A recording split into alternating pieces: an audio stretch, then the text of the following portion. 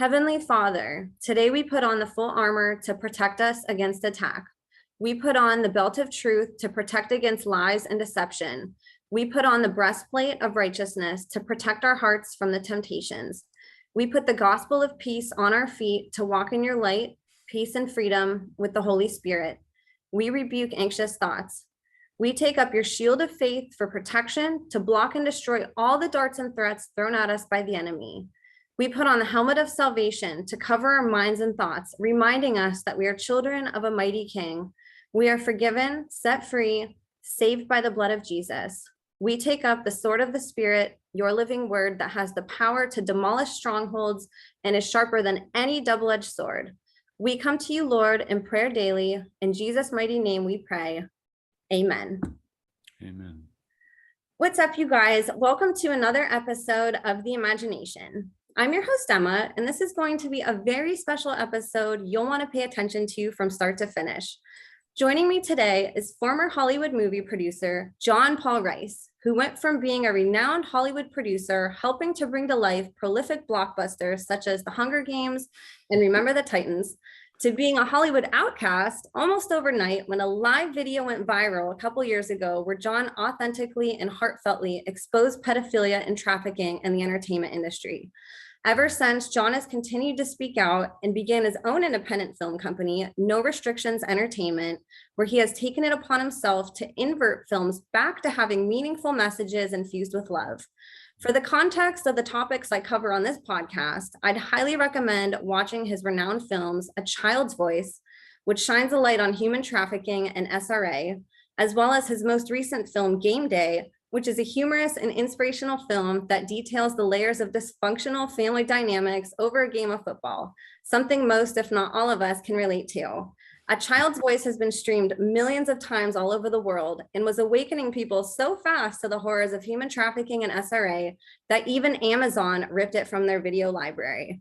The viral video of John exposing Hollywood happened as a result of his film being censored online, which led to him exposing the darkness of Hollywood, shocking all who watched the video across the world. Currently, John's speaking engagements have evolved into deep, eloquent, meaningful, and compassionate conversations around child abuse, parenting, and the importance and duty all of us have to our children, and the importance of adults healing their own inner child in order to stop the pandemic of generational trauma and abuse being proliferated around the world onto our children by unhealed adults. Ironically, and something I've never talked about on here before, is John's role in my own creation of this podcast. I was changed forever after seeing his viral video with my own two eyes a couple years ago and was so inspired by his bravery that it was one of the key elements as to why I began speaking out myself and wanting to feature survivors and whistleblowers on my show. It gave me a much needed push, and for that, I'll always be eternally grateful to John. As fate would have it, I eventually connected with him on social media last year, and I'm honored to now call him a dear friend. As John's work in film and speaking continue to evolve and grow, and in my own conversations with him, I can say without hesitation that I believe him to be and have one of the most important voices of our time. While others are focused on division and hate, John speaks from the heart from a refreshing place of love, compassion, and creating real life change. I'm delighted and honored to be joined today by my guest of honor, survivor, film producer, brilliant creator, voice for the voiceless, child abuse activist, man of God, and my dear friend, the one, the only, John Paul Rice. John, thank you so much for being here with me today. Oh my God, that's a beautiful introduction. That was a beautiful introduction. You're worthy of all of it. It's hard to fit everything you've done into an intro. I just sit here. This is it. This is all I do. And then I just blop, blop, blop. And things happen. Now, for people who might be new to you or your story, or maybe they've listened to you on, I know you do a lot of podcasts, maybe they've heard you somewhere else, but don't know much about you as a person. I'd love to start just with a little bit about who you are and for you to fill in some of the gaps on what I talked about in the intro. Yeah, that was a really comprehensive intro, and thank you. My background is I have several lives, and one of those lives was a life in Atlanta and in Kentucky, Louisville specifically, and then there was another life in Los Angeles. And all of those are connected in many different ways. And it even goes back generations when you start to unpack things, right? So the story started long before I came into the picture. But the life that I lived in Los Angeles was 19 years. That's really where the story for me has been mostly focused on, in terms of healing from having looked back at all that time, and then going back and looking at my young adult years, teenage years, childhood years, and seeing the mirrors between the two, right? And I went to Hollywood because I had a talent as an actor. I was very authentic. That's one of the qualities they look for. I was also traumatized. That's also something they look for. They know your bloodline better than you do. The people at the very top that let you in to their door. And they want to take a good look at you, because authenticity and idealism is like a premium in that town to utilize as a face. And I didn't know any of that. So what I'm telling you is all after the fact. It's having been a young man in his 20s going to a man in his 40s now. And so I made a break from the industry. I had found myself surrounded by the first 5 or 6 years, and then went into film to do independent movies, and came out on the other side of this industry that I thought I once knew and didn't know. Like many today who would tell you, I'm no different than half a dozen other people that have told stories about the industry of what they thought it was versus what it really is. And I looked at my role in it, actually. And when I say I looked at my role in it, not the role that I intended to play, not my plan A, not my plan B even, but how child abuse in all its forms, and we can talk a little bit about what that really means, distorts the Christed love that's just bursting from these babies that are God's children. And this is not a religious position whatsoever that I am taking here. In fact, in this time, I would really not believe in authority being your savior outside of, I'm talking about in the world now. I'm talking about outside in the other world. That's the authority I answer to. That's the authority. That's the authority that loved me through all of the hell I lived through as a child. Loved me more than any other human being ever could in my life, in my universe, in my time and space. So, you know, what I did over the last, I do want to just answer your question, because there's a lot to unpack with each of those things, but they're different times. And really all I had was, I had to pledge to be the most honest, authentic, and truthful person that I have ever met in my entire lifetime. It took me years to get here. It's a continual progress and process. As you know, you have been with me on this for over a year, and you've seen, and you've watched others too. We all have. Everybody during this time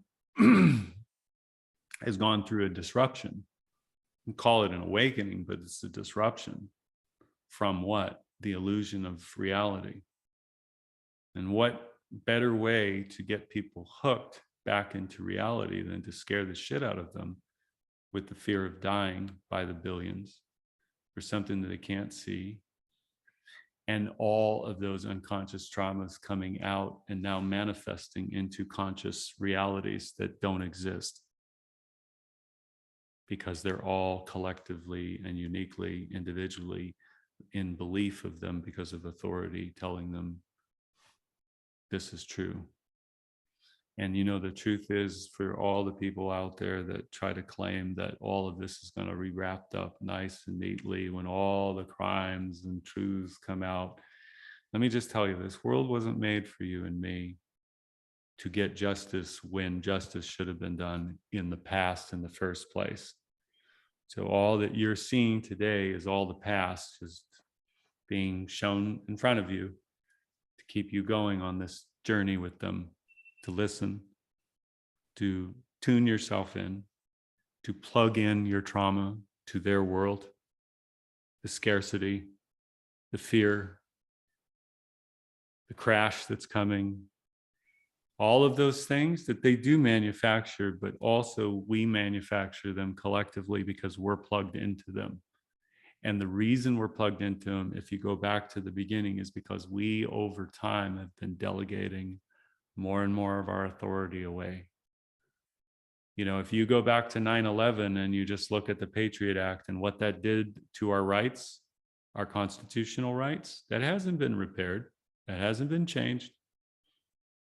And everybody said, hey, I got nothing to worry about. I got nothing. All you were doing all along was consenting to the full surveillance and spying on you that's now underway. And you've got AI out there listening to everything and going out. And people get scared of all this. And I go, yeah, there's a shit ton of stuff to get scared about. There's plenty to be scared about. There's plenty and endless threats that you couldn't believe. There's climate change over here and there's climate change over there to be worried about. And there's pollution and there's human trafficking and there's crime and there's violence and there's hypersexualized, materialist, fake feminist, all sorts of stuff that just goes on and on and on until the galaxy far, far away is hit. And it's an abyss. It's an endless black abyss that goes on forever. And do you want to know something? It's smaller than it's ever been ever before, but it's being amplified by everyone. I'm being a little John Rappaport. I like it. I just want to say this one thing for your audience. They should all watch. Go hunt it. I'll give you the link. John Rappaport, 2014 secret space program about mind control. And it's an hour and a half long. There's some clips out there. It's very hard it's not hard, but you got to search for it a little bit. That's one of the most inspiring speeches you could watch today. And it's timely for right now. It's the conversation everybody has to have. What can I do? You're looking at it. You are the only person that can answer that question. No one else can tell you unless you want an authority to follow. And they will be glad for you to come to the authority to ask them, what can we do? And they'll say, I'm glad you asked. By the way, I have a new technology to offer you. Here is your transhumanist agenda. Happy to see you. We were waiting for you guys to get tired of the old thing so that we could bring you the new thing. Authority has now been transferred to the people through technology. Woo, fun time, right? Nothing can go wrong there. Nope. No boundaries, no need to control behaviors, just to observe them. Pornography existing in virtual reality is not a problem. We'll crack down on it. Just give up more of your rights. You'll want everything to be safe. We'll let the monsters in, and then you'll beg for us to get them out. And then we'll come right in and do the same ritual over and over again until you guys finally wake up and realize that you have to stop listening to these assholes. I don't know. I mean, I know that's a lot of cuss words in a few paragraphs there, but I'm going to just put it down on you all. It's like they're begging you to continue giving them time. And they're taking you along for a thrill ride that has violent ends in the end. In the end, it's to occupy your mind, to scare you of past echo recall traumas that don't have words, but they have recall. They've got symbols, they've got language, they've got tones, they've got all of this pre-programmed into you through your entire life, like in your subconscious mind. So all like, here's what they're doing, and then I'm going to turn it over to you. That's the last thing I'm going to say, because there's so much we could do. But it's like, if there was a time to understand where we are, it's that everything that had been sown before is now being reaped. The awakening is not just the awakening of you seeing the falsehood from the side of your duality that you're on, which is where they want you. Okay. The left is the terror and the horror of the whole thing. But guess what? What people forget suddenly was that 4 years ago, the fake news media waged a fake tyranny upon the country and the world. For those who didn't see, because Donald Trump was in this time the truth teller with the ugly face on it, but he was the authoritative father figure that the left and feminists would have been taught to hate completely and totally, and understandably, his persona. So you had to look past your own psychological predisposed, like when the activists go out, that's you're just getting that emotional impulsive hit, you know. Oh yes, misogynist, you better believe it. All those men before my father to all the other guys that have wronged me, believe me.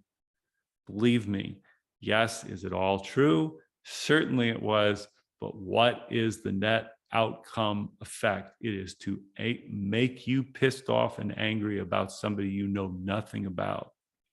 And that face is interchangeable. It's interchangeable. This is the thing. People think it's this one versus this. It's interchangeable. Trump and Biden, I'm just going into this for 1 second. Trump and Biden have the same features in news cycles. Biden is a senile old man. What did the media say about Trump? He needed to be impeached because he was a senile, crazy bastard. We have the real thing, but two sides of that mirror are seeing it completely different, right? Okay, so you can take that and multiply that by 1,000 across all the issues you're watching, from Elon Musk to this. Everything is coming undone. All the social norms are coming undone. They're being undone because they were wound up to such a point that we hit a tipping point.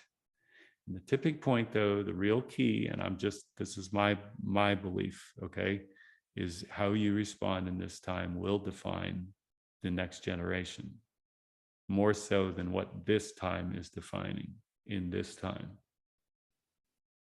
In other words, you've been shown all of this. You see what the wreckage is.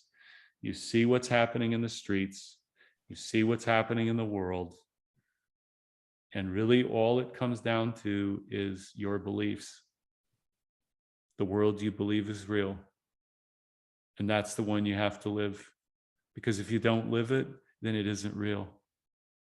It isn't real. It's like you trying to tell people, it's there. Well, where? Right over here. Where? Right in front of you. Where? Me. I am. Where? Right here. Where? That's you in the mirror going, where? Right here. Me. It's me. I'm living it. I have to. I can't put my emotional headspace, allow that to live rent-free in there anymore. And it's not that you deny its existence. You have to defend yourself. You have to, but see, this is the whole point. It's like you get a chance to look at what authority is doing to people. You get one more chance to look at it before you get the switcheroo again. Everybody goes, supply chain issues solved because of technology? Yes, yes, yes. Inefficiencies going all around the supply chain solved by technology? Yes, yes. We need to make money. We have a whole economy out there. Oh, yes, yes. Get me out of this shithole. They're creating the dependency. But the only reason why we stay is because we still believe that their authority ultimately has any say over what we actually do. We are waiting for, we have not woken up to realize that we're still waiting on something to come and change it. And the thing is that it's not about presidents. It's not about institutions. It's not about world orders.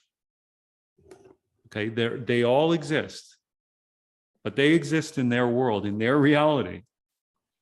If you spend time fighting it, it has energy more. It appears that it's real to the other people who are for it, and they'll defend it.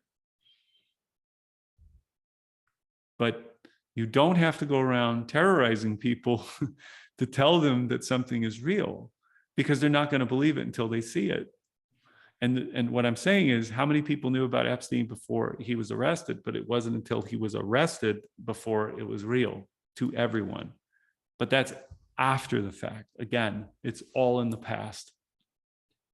And it hasn't solved anything other than the fact that more people know about it, but also the net effect of that is, again, look at where we're drifting now to classify everyone as a psychopath who is show. Like, we could talk about that. I'm not really wanting to get into all that, but what I'm saying about that is we're being baited for culture wars and not seeing what's going on around us. We are just creating the next battles ahead, where we're talking about it again, less than 2% of the population that's being amplified and attacked. And we're reinforcing those victim statuses, and it's all going to blend together in the end. And pedophiles will be a protected class among certain people, because the calling for their murder and some jackass going out and killing somebody, for justice, is going to make that a victim class, no different than the homosexual move. It's the same thing. They're just moving it into the next phases. This is what people don't see. These are billionaires who want you, through their corporations, to accept an anti-human doctrine to make you future profitable ones and zeros for their machine.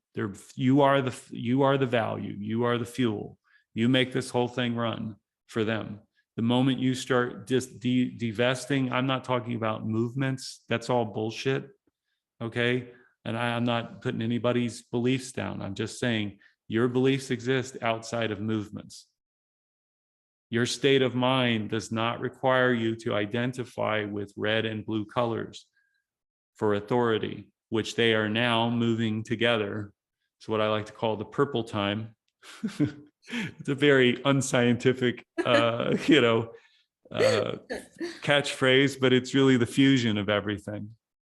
And it's blending, and that's gender blending. It's all the inversion of divinity, all the inversion of humanity, and it's going to cause this massive shift. But it's this awakening on the light and the dark side of unconscious, human, cosmic, whatever you want to call it. I don't want to get too crazy about it, but it's we play an important role here. Anyway, that's my opening statement. I yield back the rest of my time to the distinguished gentlewoman from Nevada. Well,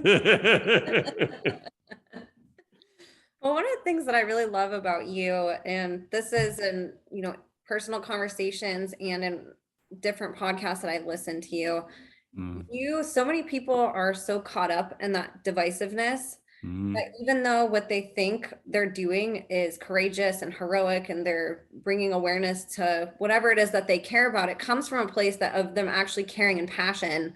What happens is you end up getting divisiveness on both sides, where both sides really just want to understand each other and to come together, and they want that mutual understanding. But they're so busy categorizing each other and fighting that, just like how you were saying, the collective consciousness branches off into these two sides, that never have a chance of coming together because they're constantly in fear and traumatized, and they're so easily manipulated that the next thing that comes up that tailors to both sides, it drifts even further apart. And I love how you talk about, you know, what we think is what happens outside of us. We're all manifesting everything that we see. It doesn't happen without our conscious consent. And I think that that's a key part that people aren't understanding, is that really the world that we want to live in? Is two sides always going at it? We know they're not going to stop, you know, throwing things at both sides. They love that we're divided. They're going to keep throwing a carrot over here and a carrot over there to push us further and further apart. There's never a goal for us to come together. And I think a lot of us forget that. Even the ones who are trying to do good, they end up becoming just like the perpetrators that they're fighting against, because they end up, you know, talking about their passions from this place of anger and of, you know, this trauma that they're holding inside of them from feeling so hurt from everything that's coming at them all the time. And I'd love for you to talk a little bit about that. I think you're so eloquent with how you explain collective consciousness and how that actually works. Right. Wow. Thank you for that. That's the really intelligent assessment. And it's also really how to explain the world in a way that everybody can understand it. That's really what we're trying to, we're looking. So let's just say, and I want you to remind me of some of this because I'm trying to think this out before I really just start talking. Okay, say back to me what you want to know about, not just about collective consciousness, but the thing that you mentioned before about us creating it and something else you mentioned. We're constantly creating it by what we think, by what we're talking about, Right, what we're right. investing our energy in, and we're not realizing that we're focused on two different things and that we're never going to come together. Collective consciousness is never going to be a thing the way that things are going now. Right, right.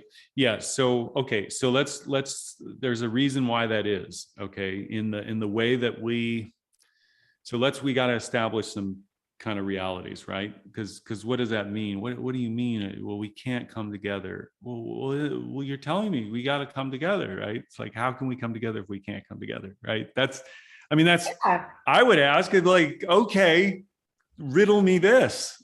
You know, you're going to tell me we're all going to collectively, consciously come together, but we're not. Okay, so what does that mean? What it means is that we have to stop looking outside first. Okay, so that's the hardest one. What we don't realize is that our lives in this time and times before this really are, this is all metaphors. We dream in metaphors. You're dreaming a dream.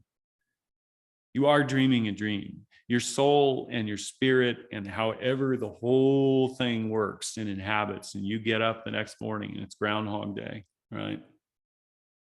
Okay, you're dreaming a dream of the life that you're living right now, which is all those things that you know and more. This is every one of us. And so in our own ignorant state in comparison to God, he loves all of us so much, and I don't mean to say he, but God, the Father and Mother of all creation, love us so much that this is a gift if we can see it. We are living in the version of hell, and we are being reminded of it for whatever the purpose is. Dark side has its purpose.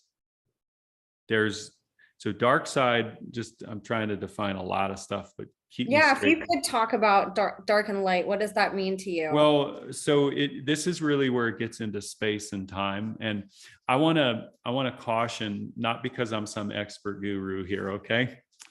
I just want to caution some members of the people that may be listening to this podcast, as I've heard from other people who start to talk about space and time and reality. If you're depressed, if you are suicidal or have had, things in the past where you may have or you are today, and that, hearing something that could throw you off, trigger you outside of just trauma, but like contemplating reality, then I would some of the things that I'll talk about, I'm not trying to crack anyone's brain open, but what I would say is that we are creating everything with every thought that we have. Everything that we think is a concept we're creating, and that is infinite consciousness. Every single thought that we're creating is creating new concepts, new realities, new possibilities, new potentials that exist in a field that all of us exist in and have a connection to. The distribution of it, how we perceive it, how we interact with it, how we engage it. Now, it can get really fun. It can all sound fun, but it's distributive across a broad spectrum. When I say light and dark side is unconsciousness in its purest form. It is unaware of, it can have its own thoughts and feelings about what it is, but that doesn't make it reality. So trauma, as you know, is sort of that unspoken pain that doesn't have words yet. So it doesn't yet have a resolution that it can go to, because you're constantly guessing where it's coming from, how to get rid of it, how to escape it, how to stop it from. So we're in this, we're in a battle, in a sense, within ourselves to some degree, and the outside world. But what we're not seeing is that there are layers, overlays. There's you, the divine being that you're born as when you come into this world, and you literally are seeing your mother and father as God. They fill up your sky. They are these beings that, according to science, real science, science that constantly tests itself and continues to evolve its theory as new things come into the fray, not fit the agenda, right? Yeah. It challenges authority, kind of like God, God's son, right? Challenged authority, didn't capitulate to authority on any form. He didn't go to the churches, folks. He didn't go preach at the church. He kicked those assholes out of there, but he told the other ones they were just there to, take from everybody. So anyway, it's a little side thing. But where I'm going with all this,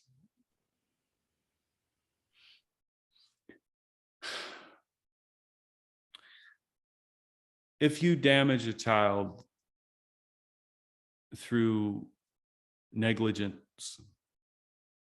you can hurt a child. You can put as much, let me just say this. Sexual abuse has its own signatures of what it registers mentally, emotionally, and physically in people. That is true. The way it manifests. The varying degrees unto which it is done, the frequency, the consistency, and the level of violence, right? How long, duration over time, right? That's imprinting, hard encoded, your daily routine, right? Recall to all of those places you have visited. And then you become an adult and you take that out into the world. We're talking from the human trafficking survivor, SRA survivor, to child in Southside Chicago. Same thing. Different time and space. Doesn't know another world exists outside of the one it knows as a child. So you're coming in, loving them, mom and dad in the sky, 24/7, your eyes open, even when your eyes closed, that energy coming in. Their being is your being, you're attached. For the first year and a half, the child, according to science, the real science, the one that tests things, according to that, the child sees its mother and father as an extension of itself. It does not know that it is a mom and dad. When mom and dad leave, child is freaked out because it does not have a moon and a sun to reflect its face back to it. its emotional reality is being created by the mom. There's been plenty of experiments done. There's one on YouTube you can still find where the lady is playing with the little girl, her little girl, and he's like, no, and all of a sudden the guy says, okay, now stop. And she just goes stone cold, looking straight at her child with no emotion for the next 3 minutes. And you just see the child struggle, and then have a total, like it literally progresses to a meltdown because they don't have access to their mother. They don't have access to her emotions, which they are literally building and marrying through the synapses and the touches and the words and the sweetness and the beauty and the holding and all that caressing that means so very much. You look at this time and what they've done to break our social and familial bonds over politics, religion, culture, a fake virus, a fake pandemic. Let's put it that way. Okay. A pandemic that, let's just put it like another way. Could they get anything through? Could they offer anything that they're offering us right now without the precondition of a pandemic before? No, they could not. And they suck at everything that they offer. Part of that is done by design. That's not to be underestimated. And this is where I want to shift to say that this is why we have to heal. This is really the key, because it's not so much that catastrophe and all this hell is going to happen and take over the world and we're all going to be enslaved. And oh yeah, if you do nothing, for sure. If you wait for the return of Christ, you better believe it. People will sit on their hands until the end, and then it'll be too late. And when I say it'll be too late, I don't mean it'll be too late like nothing can be done. It'll be too late where they are to do anything about it. They'll get swallowed up by the authority collapsing in its old way or new, doesn't matter anymore. They want you to see all of this. There was a reason they wanted you to look at this and be shown this. It has a long-term net effect, from WikiLeaks to everything in between. We don't have to name those things. That awareness was directed. And there is a news cycle of things out there today that we mentioned earlier that are baiting people into an authoritative right-wing response to the psychopath, pedophile left. By doing that, you will make it true. The harder thing is not what, and let me just explain this, because I had to contemplate this a long time ago, because I know where people are like tapping the brakes here, like, whoa, hold on, hold there, cowboy. What you talking about? What you talking about? Is this that bullshit new age, forgiveness speech? No. First of all, and this is why I think I'm here during this time. I'm not thinking myself that special, okay? But why I would even be born during this time to say this is that I had to consider that the rap sheet of my mother and father in today's world, being known by a certain segment of the population, would land them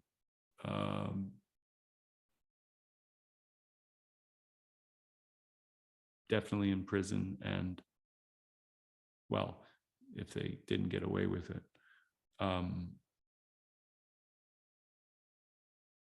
or they'd be ordered to be killed. So that, when that's your mother and father, and let me just say this is the hardest thing, because it doesn't even make sense at all. Where I had to go with that was to look at them as children like me, when I was little. Not to forgive them of their crimes. I hated them. I should have hated them to the point that I would be so mad to go kill somebody else. That's what happens. That's what happens when you're a serial killer, rapist, stalker, misogynist. These are crimes of passion. I know that's a really delicate word to use in those cases because they're not. But in the mind of that person, the narcissist is playing a game with its mother. It's trying to win the game that she set him up to play in his mind with her. His attachment to his mother is baked in, and it's the first love that he knows. There's no way out of that. It's the first woman he loves because he's a child. Not because, and so if he has to hate his parents because he loves them so much, which is every child, this is why abuse occurs. Why abuse can happen is simply because the child has no other choice but to love them and pick right up and do it all over again like it didn't happen.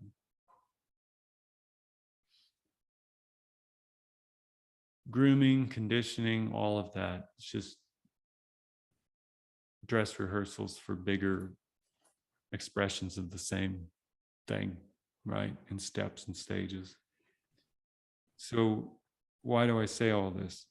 Because if you go down, I said this, and I just want to be very clear. I've been consistent since 2018, since I've been out there. Sarah Westall and Dave Janda and others, the ones I did in 2018 when I was starting to promote A Child's Voice before it was taken down. I told everybody, I said, at the end of the day, and I didn't know the fullness that I would understand it to this day, but now that I see it manifesting and coming online, I am here to tell you. I said as early as 2018, if we think that all of this is going to be over when all these people are marched off the stage, executed for the crimes that they've committed over decades, and we all cheered on. And I'm just saying, like, if you want that storybook ending, what did we learn? What did we change outside of going, this is a threat now and we have to get rid of it? And the thing is, it's a hard argument because you're going to have the left, one part of the left with the technology wanting to experiment with human beings, mind control, behaviors. Okay, this is not that this is just going to come into the consciousness. It's already there, but it'll because what you have to understand is that this whole organism, this whole collective is trying to figure out what it is from its own distortions at all times. No different than you and me individually. Okay, so the dimmest light wants to understand what it is, the brightest, and everything in between wants to figure out what it is as they're poisoning themselves and killing themselves and not realizing it, and you all freaking the hell out and yelling at them as though you can change how they believe because you've shamed and guilted them. Not going to happen. They're trying to shame and guilt you, telling you you're a murderer, and because you want to protect babies. This is what I'm saying. It's the good versus the good. You're never going to win this battle. It's never meant to be won. It's going to continue. It's going to have its conclusion in this time, and then it's going to fold into other times. That's all that is. They don't go through the trouble of doing all of this shit just so it can be like, oh, we're going to win. Anyway, I'm saying a lot of stuff, but I want you to ask questions because I could go on forever. And there's more, but this child abuse thing and our healing is the key to changing time. It has to go through the heart. There's no time to change anything outside anymore. It's too big. It's going to follow its course. It's their world. You have to learn to let it go and then take control of the areas that you've lost control.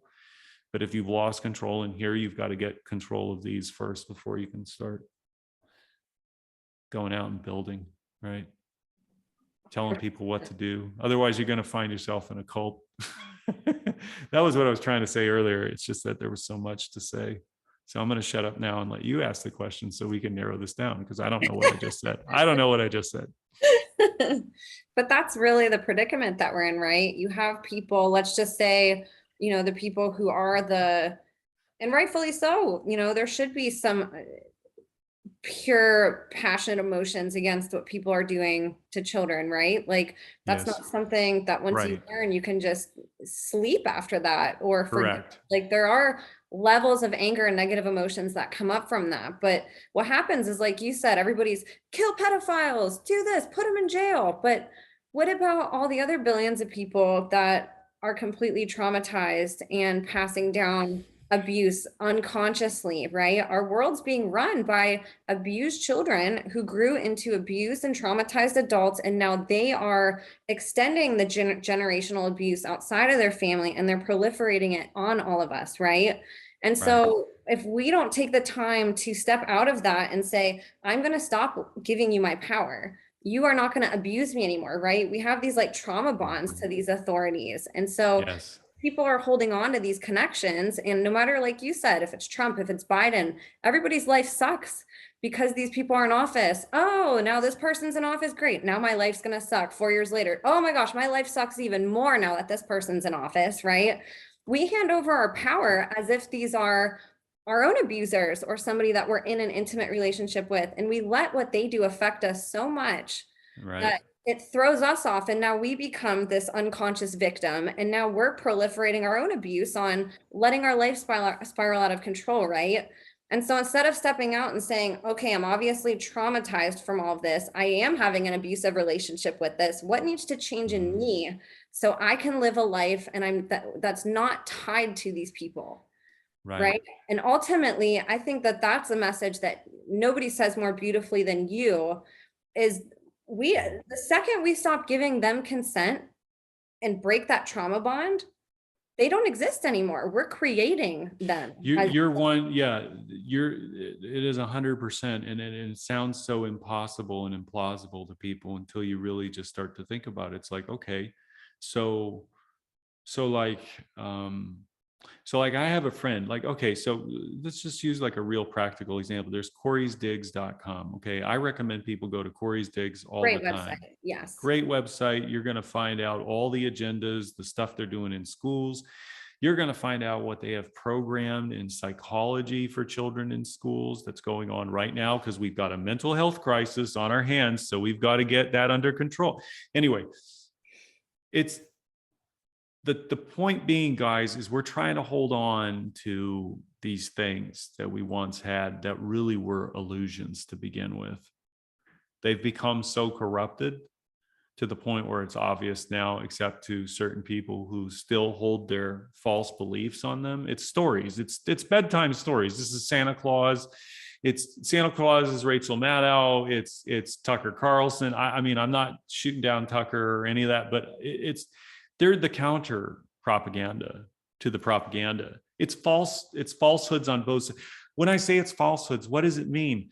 You're going to sit here and tell me, and I'm not, again, I just want to like to temper it before people go, what? And they don't hear the rest of that story. You're going to get upset about one drag queen kids show in Texas and talk about like the sky is effing fallen, right? But you have just poured gasoline onto that, and you have created media for the media to use as a weapon against us. And the reason I know that's true is I'd go, okay, guys, where were you with Amazing Desmond 4 years ago? Good Morning America. It's still out there on YouTube. Good Morning America brought the Amazing Desmond, who was hanging out with party monster, guy who had been accused of killing somebody, the mom. This is all going on, ABC, Disney, this is the whole corporate news media 4 years ago, bringing this kid out on a runway and him acting like a prostitute.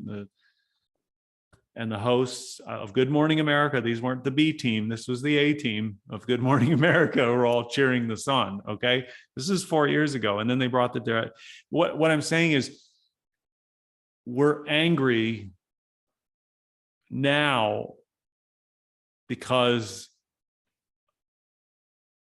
the hope is running out. So we're focused on what this little issue over here that I can affect. And what I'm doing basically is I'm going to shame you and guilt you and call you a psychopath and declare that you're, a pedophile. And you just start lumping that word into group. It doesn't evenly go.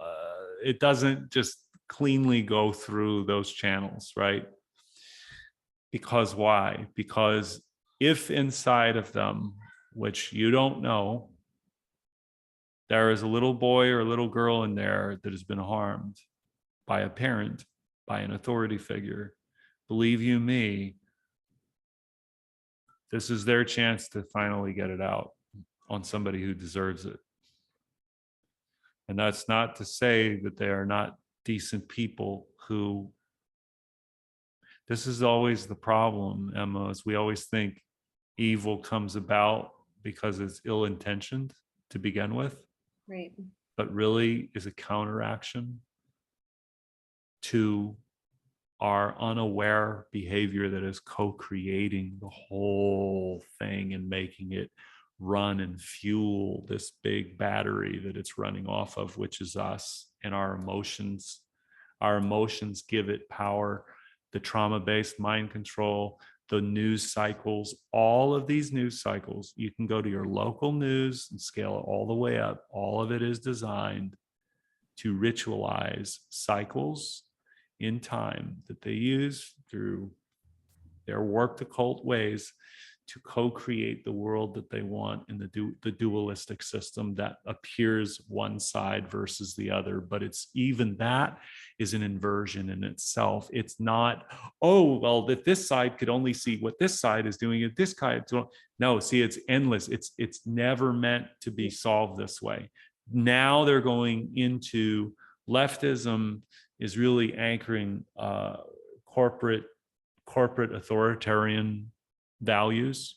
Okay, that's one cut into this new reset. Okay, so that's the energetic. We're going forward with corporatized technology solutions to make your life better, and we'll build back this way. They'll have a shelf life for that, but really that's not the key. That's for the old world that will still need more to suck out of it, more death to get out of it, because it's believed to be the authority until it's not. And when and how that will be for those people does not depend on you. This is the thing I wish to offer to people. This is what I'm saying. You have to build a bridge to the future that you want. If you stay out here on the outside and condemn this world, it will be condemned. You will partake in the condemnation of this place, this sacred place that we've been given for thousands of years to be here. And we play a role in this story of this time, that we bring back all of our ancestors. And I don't mean this like in some, rousing speech way. I'm saying, honor thy mother and father, that fourth commandment, which is usually used for obedience into authority, for which I have a middle finger that I'd like to extend to that, because it always excuses no matter what they do to you. What I'm willing to bet is that I would get more people to honor the fourth commandment if I told them it was about honoring the child that your mother and father were born to be but could not do. You will do the work that will heal your generation, their generation, and their mother and father's bloodline. That you put your life on the line for that, because that's the sacredness of your being. That all that was fought for. This is not about holding conflicting views of your mother and father.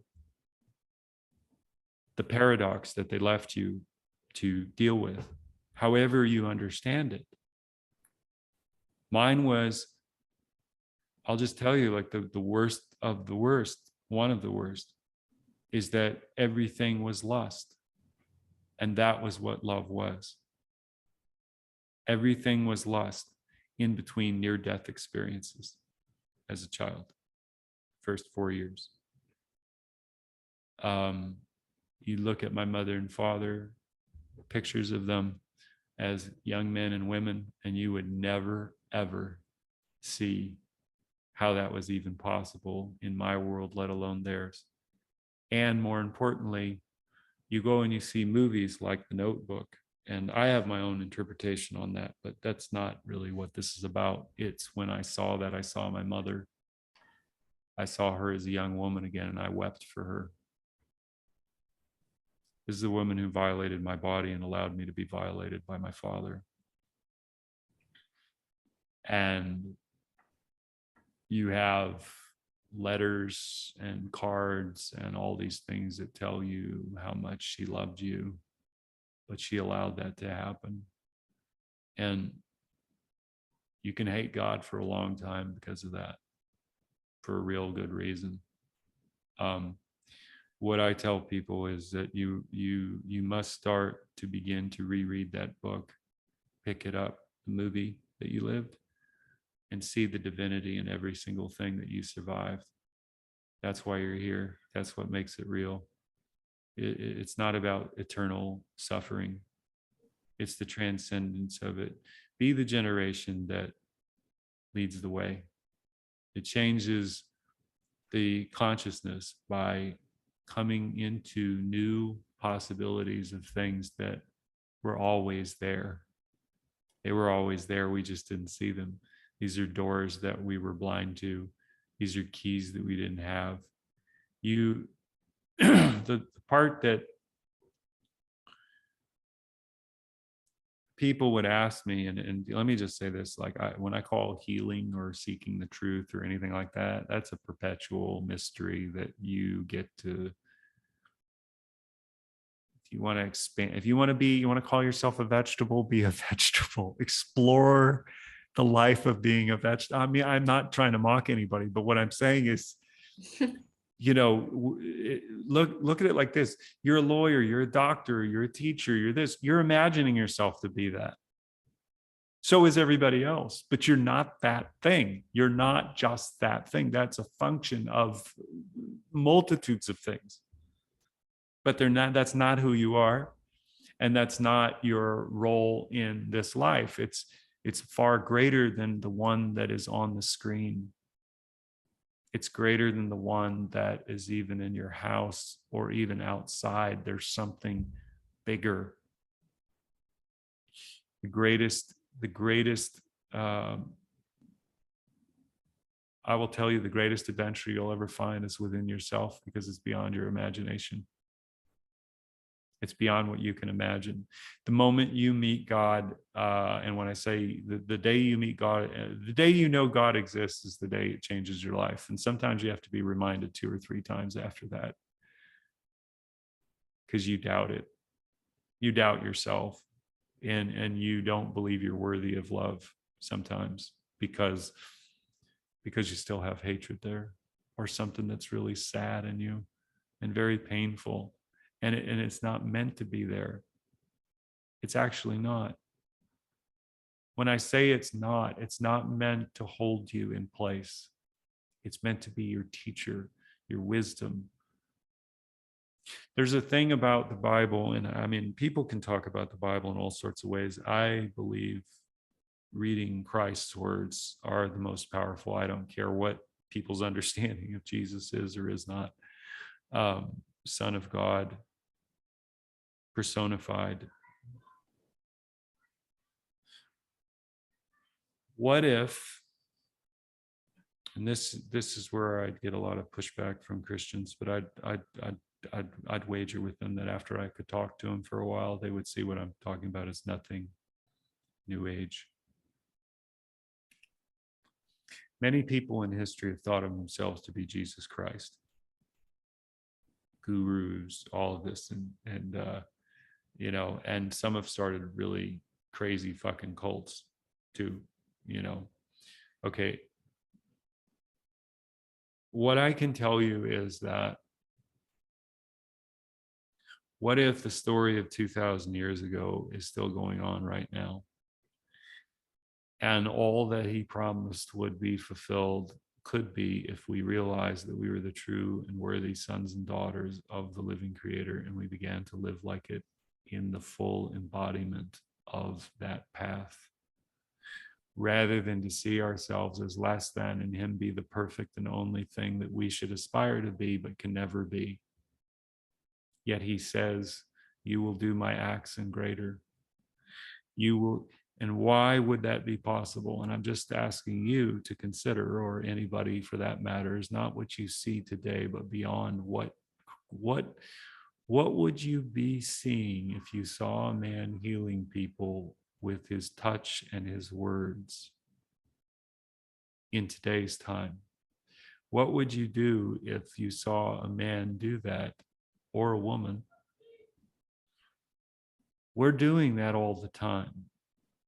We don't see the miracles because we're not invited to look at them on the news.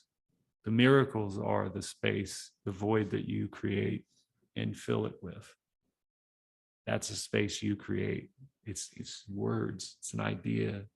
It flashes emotions that register true, true, true, true, true, good, good, good, good, good. This is good stuff, right? Mm-hmm. Why? Because it reminds us of those things that we used to be.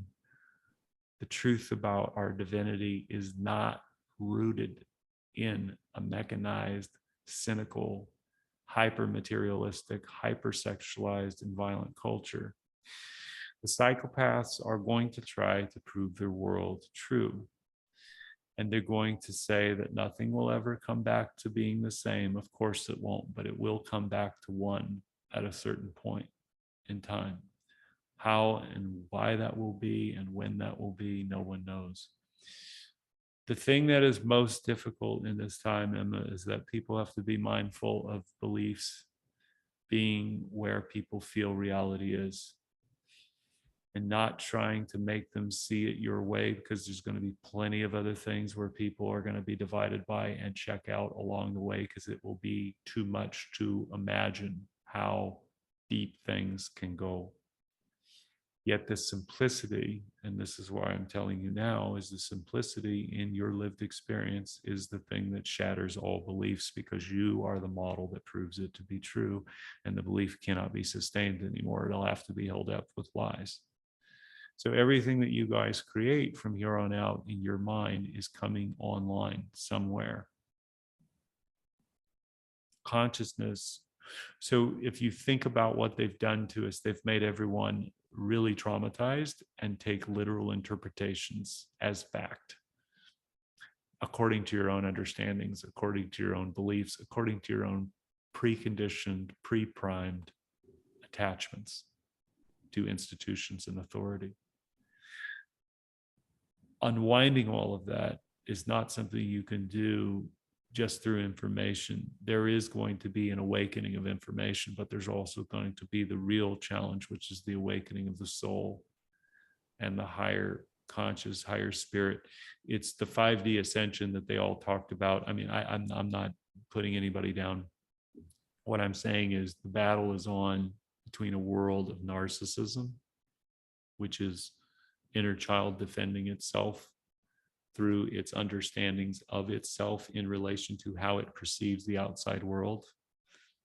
Yeah, domestic terrorism, school shootings, climate change, heat wave. You see what I mean? It's a stimuli of psychological events to conditioned behaviors and thought processes, and they don't even see it, how it's happening.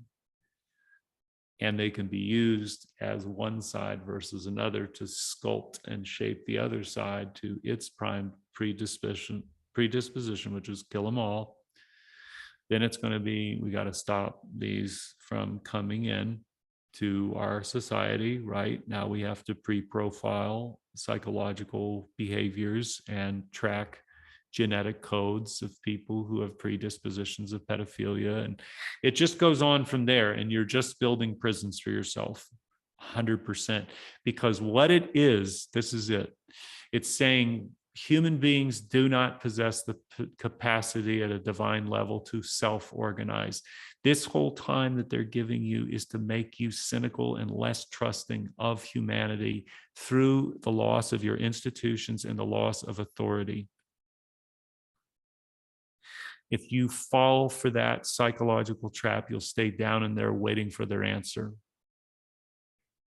If you take back your authority and use this time, the void, the time that you do have, there is one less person in the system to operate off of. This is not about making mom and dad see it your way.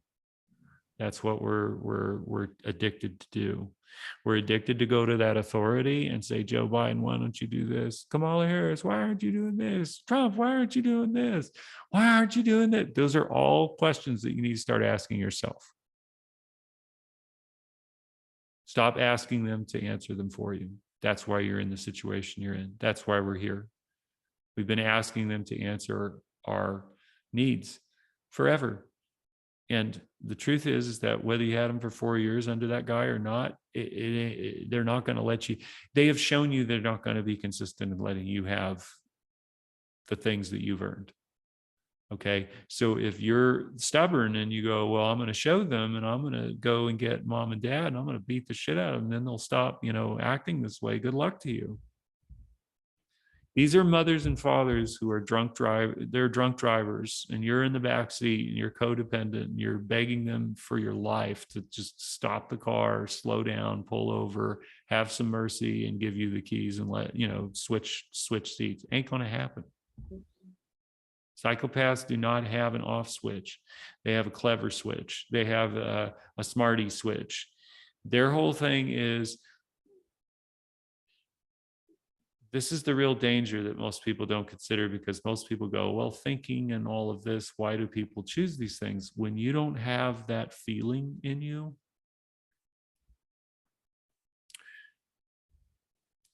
when you've been, let's put it this way, when the child has been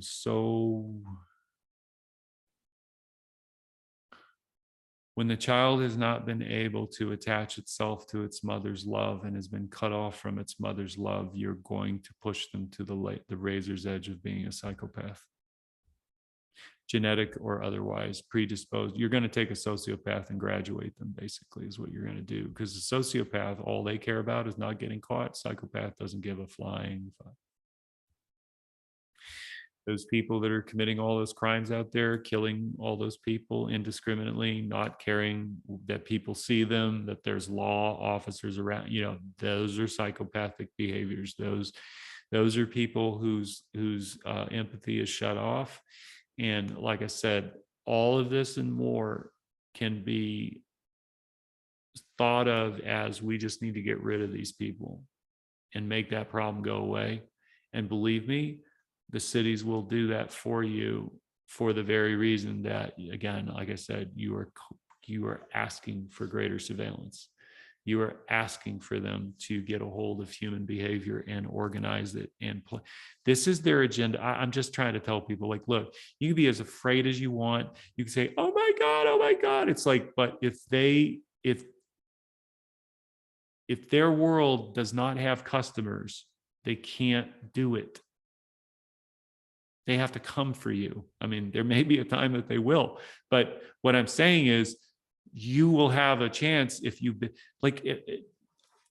This is the last thing I want to say, because I know I've been revolving around this for a while, but what I was saying about condemning, if you don't build the new world and the people that are going into the old one thinking they're going into the new one, the nostalgia, the sentimentality that's all baked into that, Super Bowl reminiscing of the last 30 years of all of that, the nostalgia of it, all those people will wake up at some point and they're going to remember their friends and all the people that they left or that left them, one way or the other. It's not about whose story it is.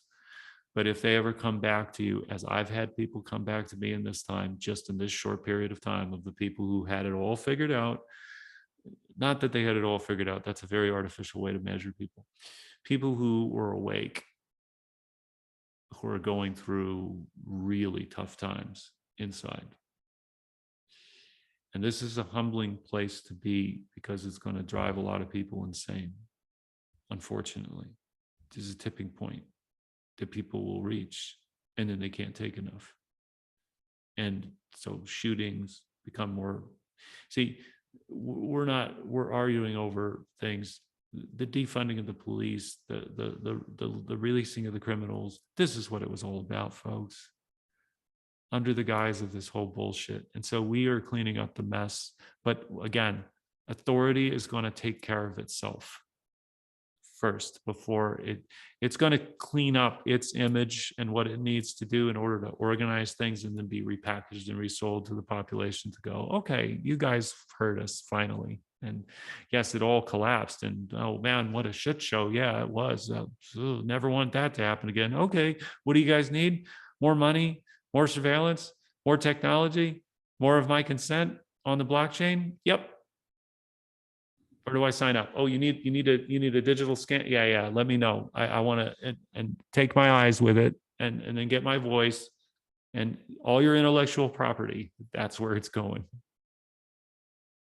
You get to lose this body and become a bit and zero, ones and zeros in their, metaverse universe someday.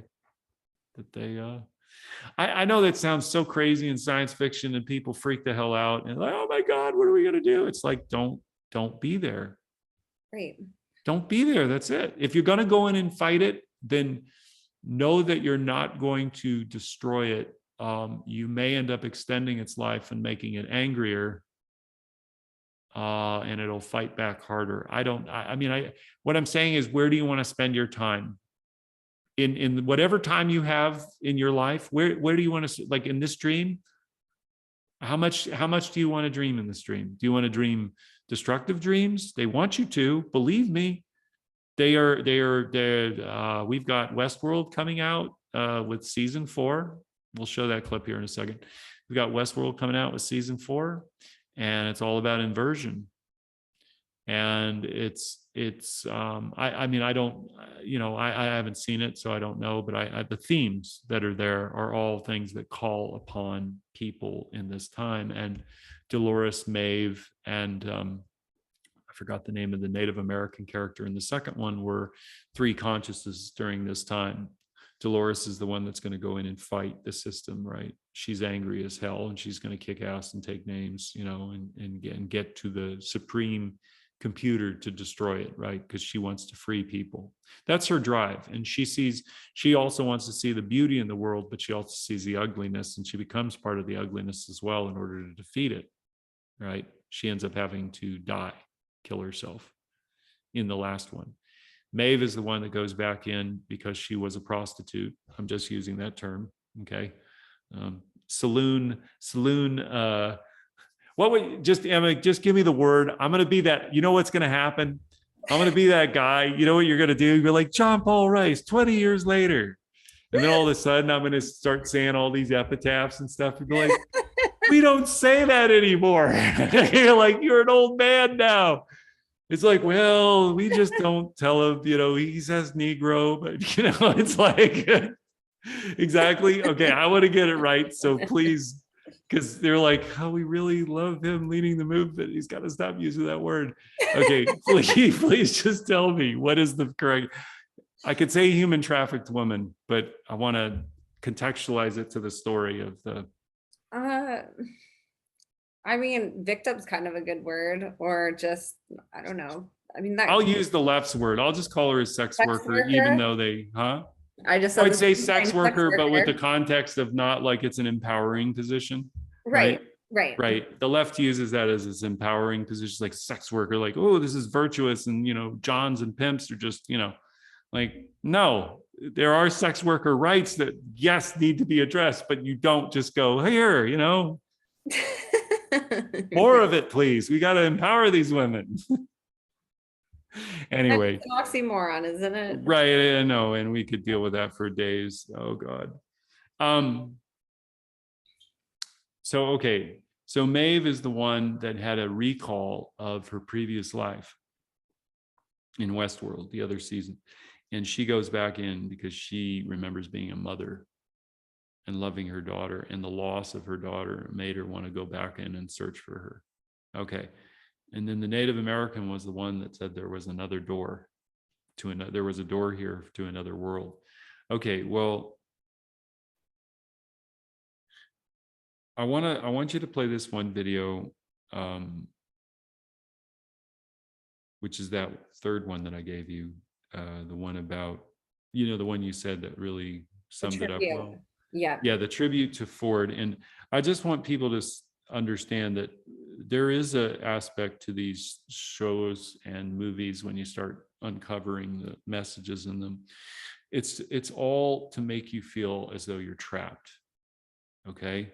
So, and this is how God's sort of rule things when they have the upper hand in their mind. That so basically what I want to say is, I think the person who made this is absolutely brilliant. These are all metaphors. This would be, I think, the Luciferian version of what someone, and you may want to put the volume all the way up. I don't know how loud it is on the recorder, but imagine this to be kind of like Lucifer's message, a farewell message to human beings. And there's a truth in here about what all of us, I believe, are going to be on a mission to do, which is to find something that we love in this time. So with that said, please play that and then we can talk about it. You got it. Do you know where you are? You're in my dream. It's not a business venture, not a theme park, but an entire world. Everything in this world is magic, except to the magician. I built all of this, designed every part of this place, every inch of it, every blade of grass, create life itself out of chaos, using only one tool: mistake. I have every right to wander through its rooms and chambers and halls, and to change it if I choose, even to burn it down. I'm not the sentimental type. You can't play God without being acquainted with the devil. Divine gift does not come from a higher power, but from our own minds. Do you know what that means? It means that we are done.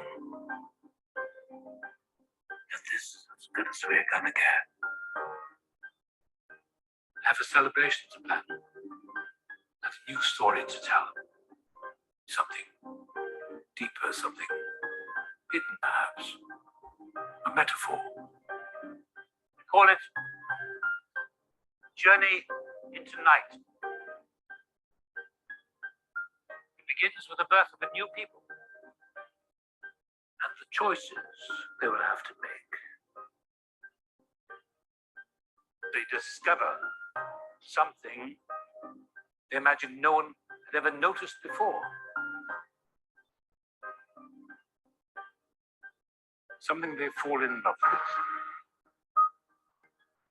That elusive thing. Art. The way their existence is pure and ours. Freed of the burden of self-doubt. Free here under my control. I'm sad to say, this will be my final story. So I hope you will enjoy this last piece very much.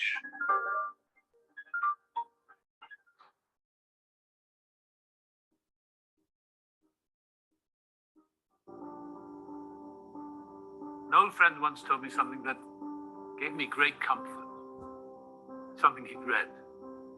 He said that Mozart, Beethoven, and Chopin never died.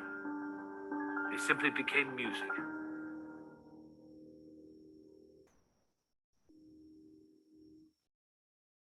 His name was Arnold.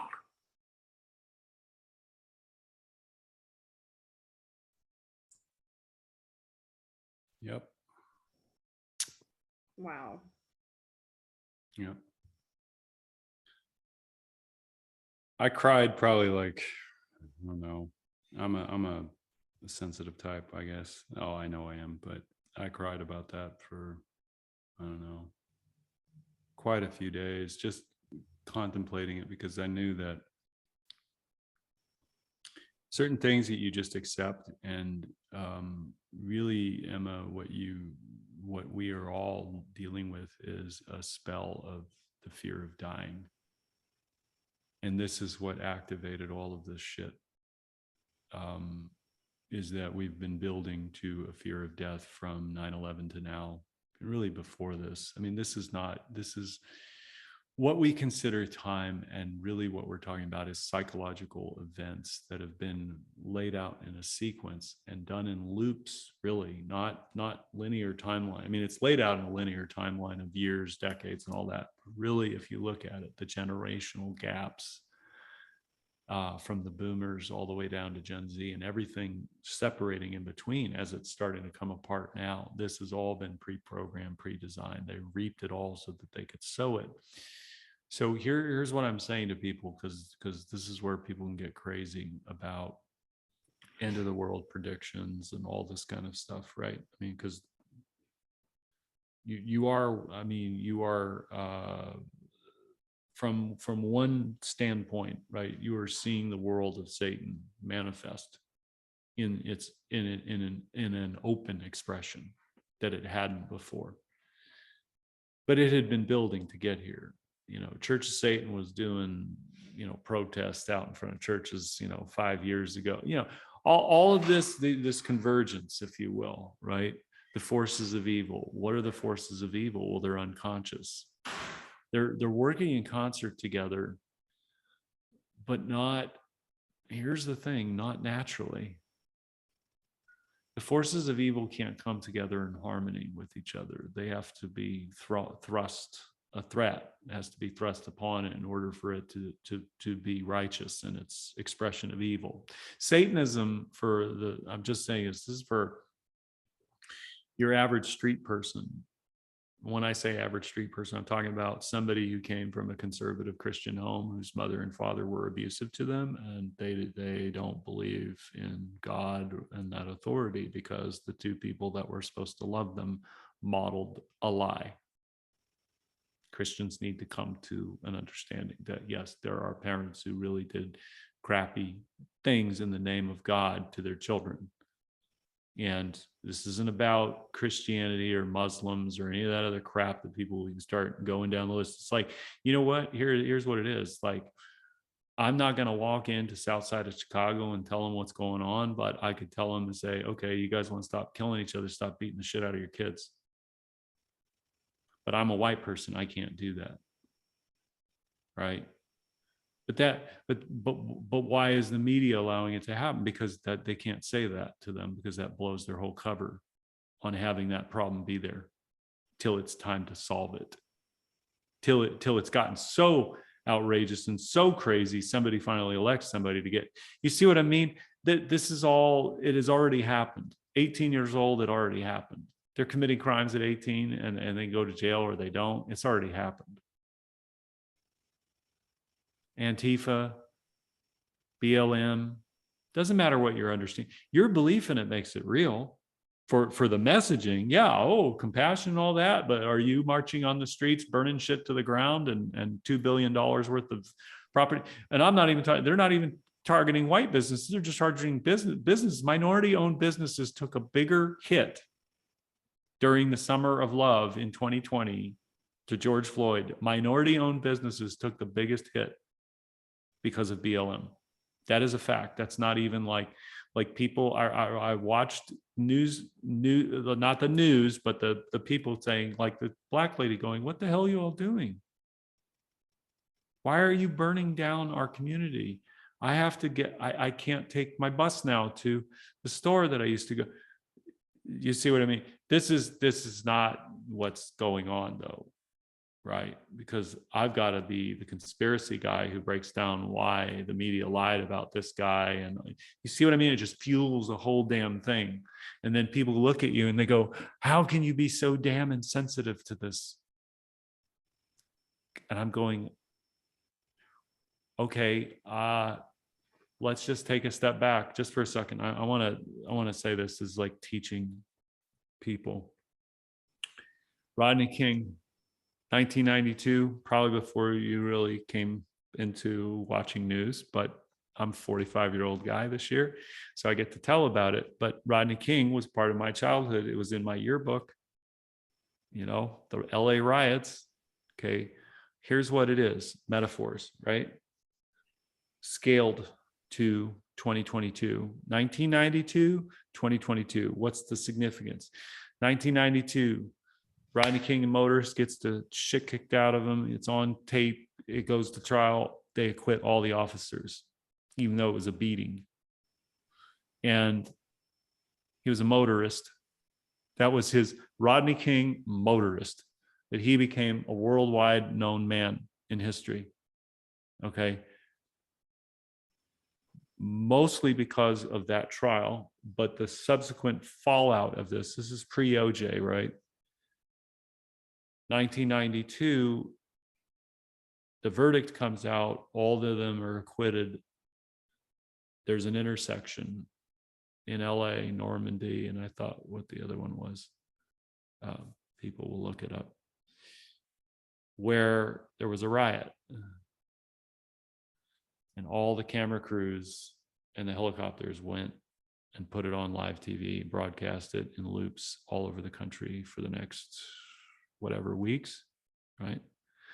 Well, in the meantime, that one corner was within 24 to 48 hours all over the city with fires and vandals and everything. What we're doing, we haven't realized, is called the imitation game.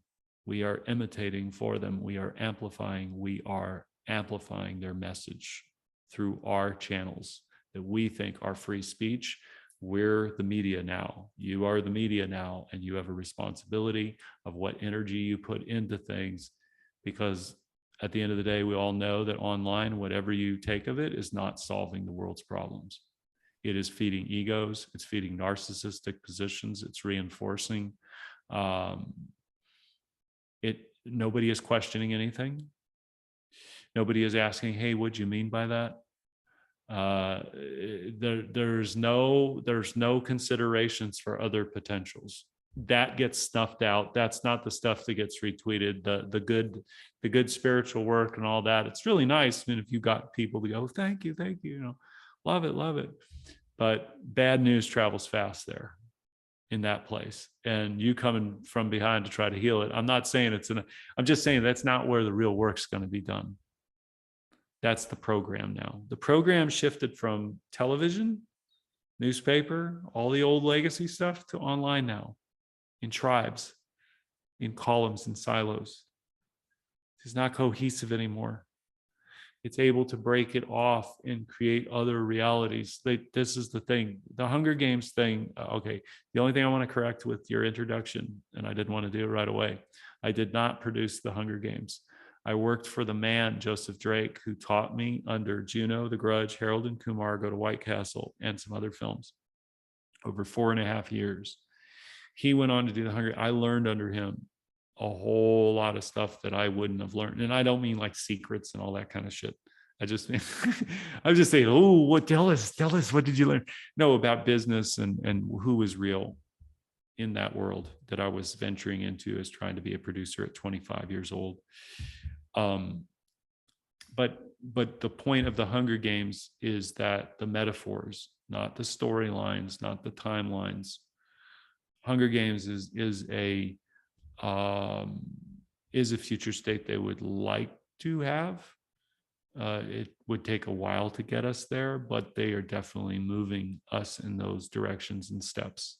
Where, again, we haven't seen the finish of the system. The system, so the system is not going to hit a pause button. The system is going to go until it's exhausted itself.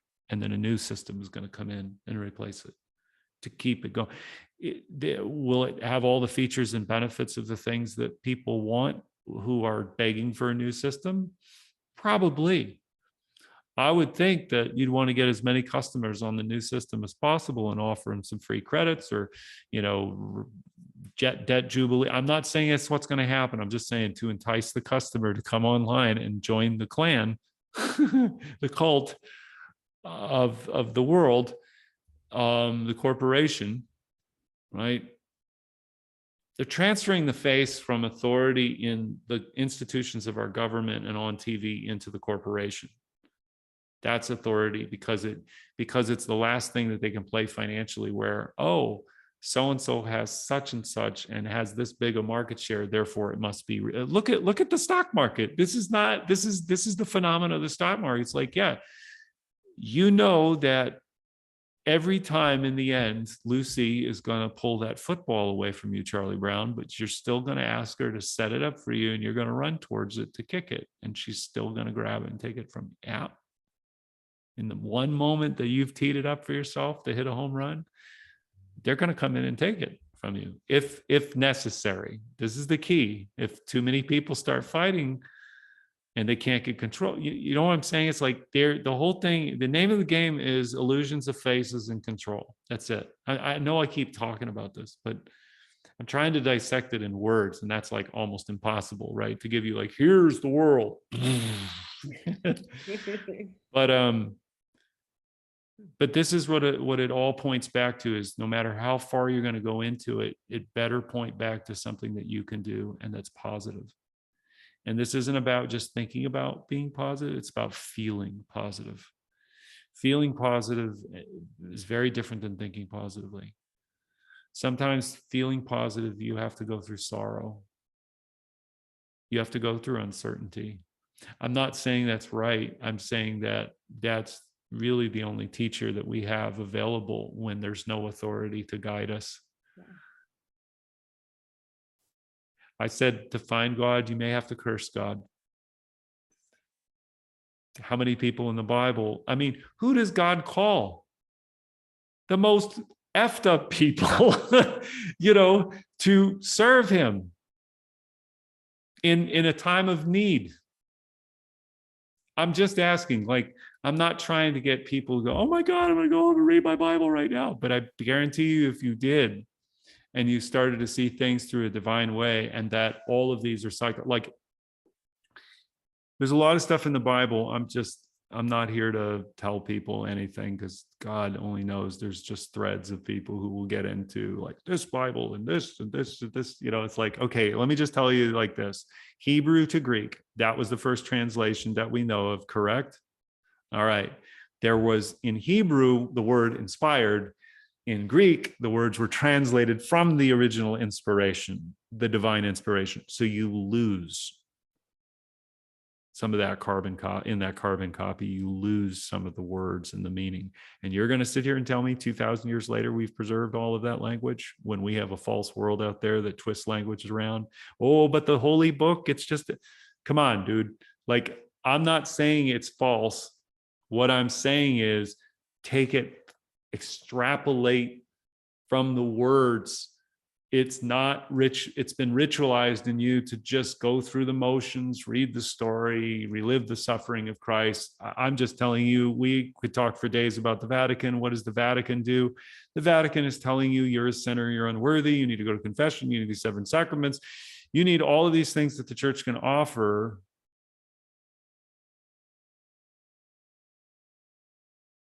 But it tells you you want to be like that guy up there on the cross, but you don't. You don't want to end up like that. That's hell. He told the thief, 2 thieves at the end, the good thief and the bad thief, remember that? He tells him at the end, all the bad thief said to him was, don't forget me. And Christ told him, you will join me today in paradise.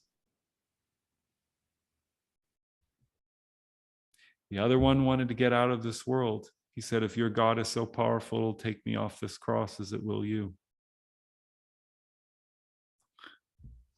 These are the polarities that will come back to the center again. We're in Empire Strikes Back. When Han Solo is about to be frozen, tells Leia he loves her, says there'll be another time. There's going to be another day to fight. It's got to be the way of the Jedi. It's got to be the way of compassion and love, not the way that Disney has inverted all this bullshit. What I'm saying, I'm just saying because Star Wars is sacred to me. George Lucas in the original trilogy is the divine trinity right in there. It's there. It's 100% there. The universal truths about the light and the dark side are all in Yoda, in Luke's journey. Luke's journey is he dreams of an adventure outside. He's a hero's journey. He dreams of an adventure outside of himself, beyond the stars, that taking place far away, and he wants to go up against the dark side, the Empire, wants to take it down, wants to become a hero in that story. And boy, is he sure as hell get the adventure of a lifetime to become a hero in that story, in the least way he expected it, but had to earn it. And so what does he do? It's like the first one is just full of the archetypes of self-sacrifice. The Ben Kenobi is the wise one that knows its temporal form.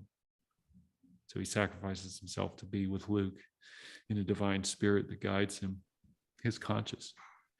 These are all reflections of the same story within people, but we put them in different. This is my gift, to be able to understand this in story, that these are all just different sides of a personality talking to each other in different characters and having a conversation to find out what it is that it's trying to search meaning in. But in the second one, it's very powerful because it's inversion. Empire Strikes Back, everything is backwards.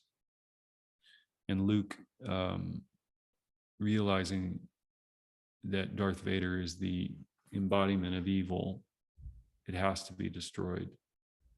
And so he goes up against it aggressively, and he ends up losing his arm, or his right hand. And he renounces his father, his Vader's claim that he's his father, right? Even if it's true. And he comes to understand that it may very well be true at the end, because he knows it to be true in his feelings. And he takes a greater leap of faith, and he says, I won't go and serve. I'll literally could die, but I'm going to fall forever back. And it's his sister that comes and saves him. Just saying this, Return of the Jedi is probably the most profound, because it's really the hero story, and really what all of the occult, I call it the dark side of the occult, uses to manipulate us, which is our parents, and the psychology of young boys and their father and mother too. But their father plays a really significant role in shaping the reality. The dad of the family sets the bar, right, as to what is true or not.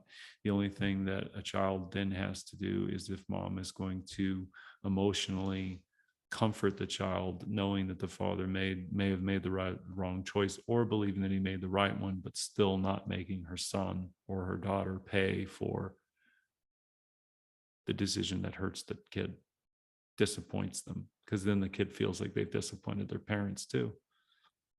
It's a double whammy. It's a bitch. Yeah. But the thing is that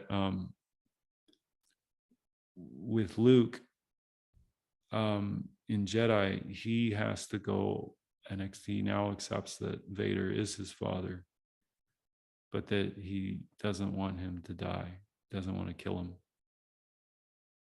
This embodiment of evil that is after him and wants him dead, wants to kill him, wants to bring him in front of his authority, the Emperor, the ultimate evil, even more evil than Darth Vader, his father.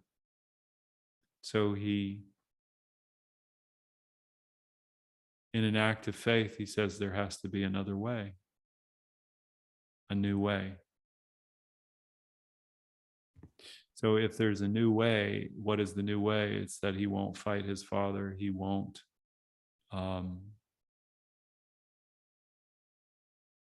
attack him. He won't hate him. He feels the conflict in him. He feels the good in him. And Luke Skywalker ends up saving the day and the galaxy by not killing anyone that day, because even though the Emperor, and this is really what evil is a provoker. The Emperor tried to provoke Luke.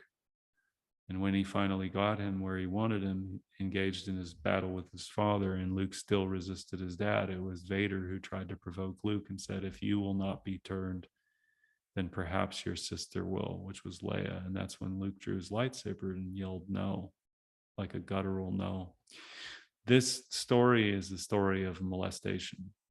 I know that'll color a lot of people's, if you really look at the dynamic of Luke Skywalker, Leia, the incest. I'm not saying that that's what Lucas intended, nor is that a satanic agenda. Oh my God, it's everywhere. Oh my God, no. What couldn't be said in that story was that Luke Skywalker was born of a bad seed. It's a metaphor, but really he was born of a bad seed from perversion. That's the dark side. I mean, the ultimate route, right? The ultimate evil is the perversion of the truth. And so it has to be maintained by facade, lies, cleverness, provocation, impulse, slower energy, energetic, vibrational, emotional, non-thought based.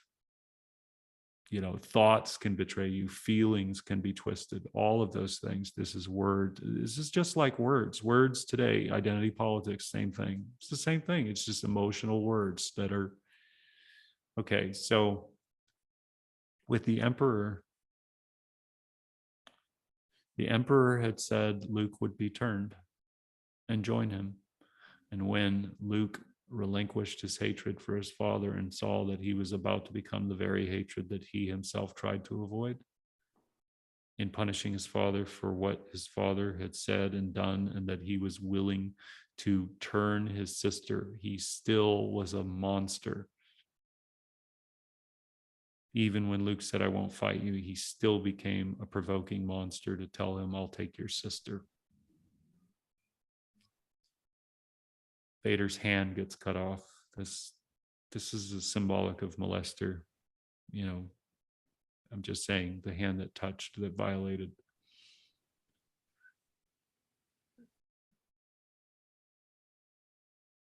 The thing that art creates, this thing where we try to find the divine in the darkness. We try to find love in the darkest of places, and we use our imagination to create it, a new time. Luke said he was a Jedi just like his father before him, and that he would not be turned. And then the Emperor said, if you won't be turned, you'll be destroyed. And he proved to his father in those moments that it was the love that Luke had for him that changed that time, that space where he left. The Vader literally sacrificed himself to protect his son. And why that is and how that is, and does that happen every single time we want it to? No. But it does. And we believe it does. That's why we keep going back to those movies. Because there's something truthful there. There's something it's telling us about in mythology. It's telling us something universal about us. There's endless stories, endless metaphors, endless mythologies. Predictive programming, sure, there is predictive programming, but there's also the divine in everything. You go back to Pinocchio, right? I mean, I'm not going to sit here and do a breakdown because I haven't studied it, but I know Pinocchio. It's not like, oh, okay, I'm in the film industry, I've seen Pinocchio, and I get it. It's like, oh, the Lost Boys and the asses and all that. Understand that Hollywood came about as a way to control the divine truths that would have naturally occurred over time. They helped shape the propaganda accepting 2 world wars and a Great Depression that had a traumatizing effect on all of our mothers and fathers, for which the 1960s gladly plugged into, that they also did as a CIA operation on women and the men in the family. All of the precondition of that was PTSD coming back from the soldiers who served overseas in 2 world wars. We didn't have post-traumatic stress syndrome diagnosed, and we didn't have treatment for it. So what do? All of those people that grew up in a generation where there were no child labor laws. Then they had children that went off and served and, fought in wars. Stuff that, like, things that families could do 180 years ago to children that half of them would be in jail for today, or, awaiting execution.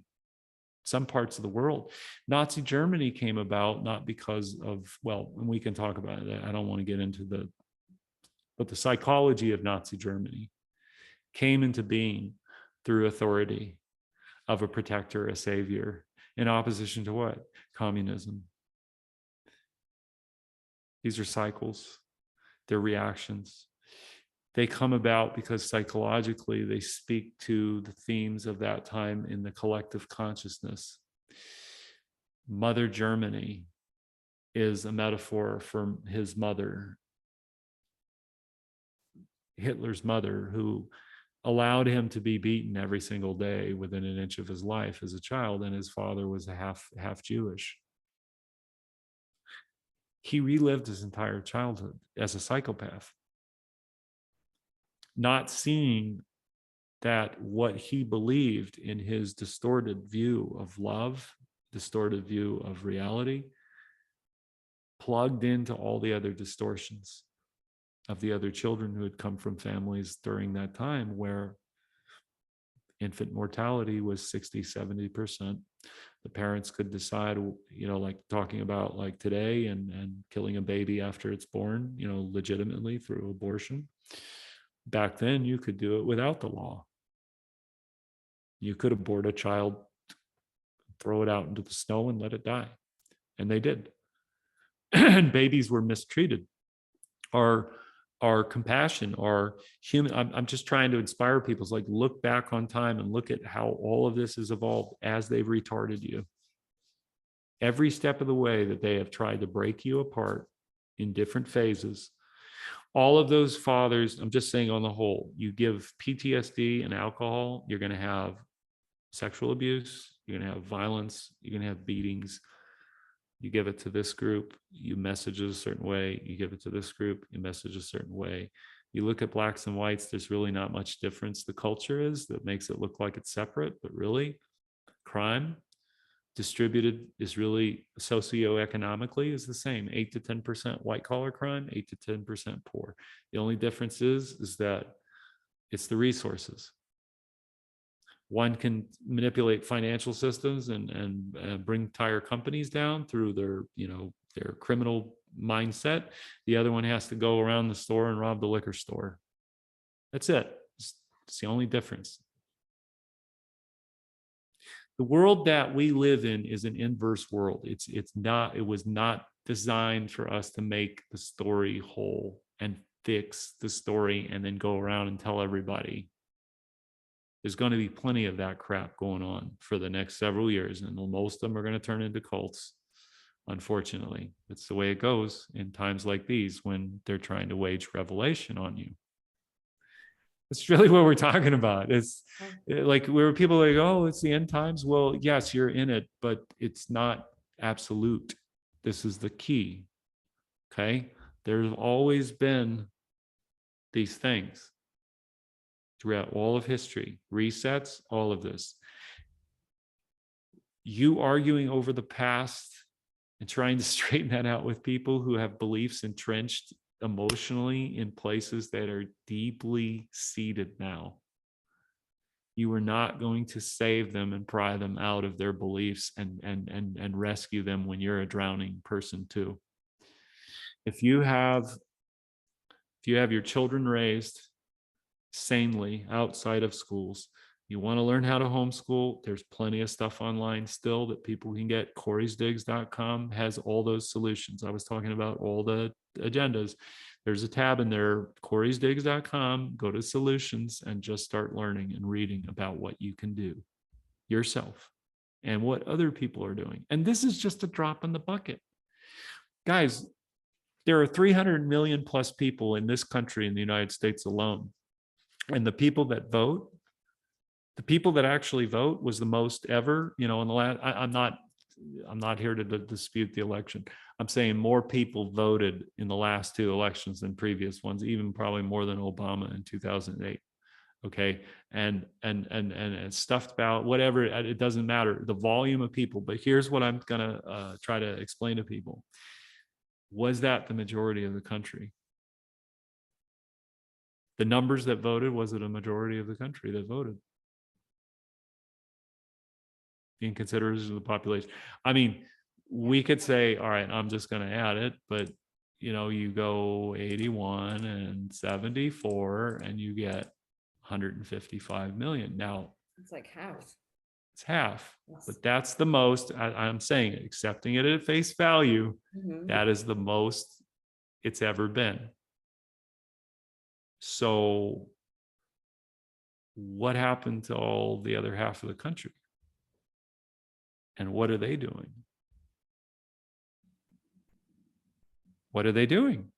They're not voting for any of this. They're not voting for the most important elections of our lifetime, supposedly. What are they doing? What is the other 150 million doing? That's a very good question, isn't it? There's probably a lot of them that are poor beyond belief and have given up. Oh, you better believe it, sure. But there may be some in there, and I think more than now, ever before, there are some that are going, nothing in this for me anymore. It's very sad because, it's sad that we have to let go of these things because they shaped our lives, actually. This is where they can claim credit for giving us all of this wonderful place that they've been a part of our lives. we've watched you nurture and grow yourselves, so incredibly to perfection. That's not for us to worry about. That's a very small group of people. It's a hive mind. It's mind control warfare. This is World War III, folks. World War III is the world of beliefs. There's going to be multiple ones. There's going to be worlds within worlds. There's going to be worlds within worlds within worlds in metaverse space alone. And you fighting that and trying to stop it is not going to stop it from evolving into collect. These are fads. These are trends. They have to sow them. If you resist them, you're giving energy to their existence. If a tree falls in the forest, does it make a sound if no one is there to listen and hear it? Well, it did. But here's the thing. Did the tree fall? Well, yes, it did. But did you hear it? No, you didn't. So you didn't know that it fell. You'd have to be informed from some other source that it fell, which is the news, which says it happened. And then it becomes real, and it becomes part of your day, and it becomes part of the way you see the world, and the way you think about the world, and the way you feel about the world, and what you say about the world, and what you say to other people when you see them wearing that mask. Presumption, preconditioned perception. This person's an idiot. This person's smart. This person is safe. This person is dangerous. Just from a mask. Mind control. Divide you up. Smaller and smaller groups over time with your beliefs, which they can keep reinforcing to you through their algorithms online. Don't underestimate what these people are doing in all that they're listening to. I know that I take a major risk in some ways speaking out the way I do because I've had to contemplate being killed, and I don't think of myself that important, really. but what I could do and what I could bring into being, I am, with what time I do have here. Because one of the things that I committed to doing, and I would invite anybody, I said some things earlier, but I remember, and I'm going to say this for all the survivors of the people you've had on. I was like you, but I also could have become the perpetrator. And it's very scary when you see your life back, looking back and seeing where those rituals were created with you from your mother, and not realize you carried them out into the world and did them to women and not meaning to. This is the sad truth, is that there's a lot of people out there that don't want to live in hell, and they want to be loved so badly, and they don't have healthy representation of it at any point in their life, and they're totally devoid of that knowledge. This is not making excuses for people. I believe you have to be responsible for what you've done. I believe that. I believe there's a responsibility there, but it's like what you have to take a look at for yourself. And once you see it in yourself, then you'll realize you're not any different than anybody else. No one consciously deceives themselves to make bad choices that could lead to disaster. When you don't have healthy boundaries as a child, and you don't have safe adults around you, you are making possible pedophilia in a child. Not because that child is attracted to minor persons, not because it wants to be, but because it is the only thing it can hold on to is itself. It only knows its own child. That doesn't mean that they won't commit acts of violence, because they don't have that recognition. They just know that their body is turned on through lust after a kid. And they're hardwired that way because of the damage that they had as children. This is not a case about pedophiles. This is my mother and father I'm talking about. And it's also watching my life come apart in steps. And I had a woman who loved me unconditionally and showed me how beautiful I am. And I cried for it all the time, because there was everything I ever wanted in a person was there in her. And I couldn't see it. I was blind because I was always fighting my mother. I was always having to protect myself from being hurt and abused and disappointed from everything that I ever loved that was taken away from me as a child. And I'm here to tell you, I could be resentful and hateful of this world 100 times over, for all the reasons that one could hate the world. And I could hate myself 100, and I could have hated all those women, and I did not. I wanted to, what I'm saying to you here is, I found myself going to strippers, being with prostitutes at times. When I say prostitutes, I don't mean that. Sex trafficked women, sex workers.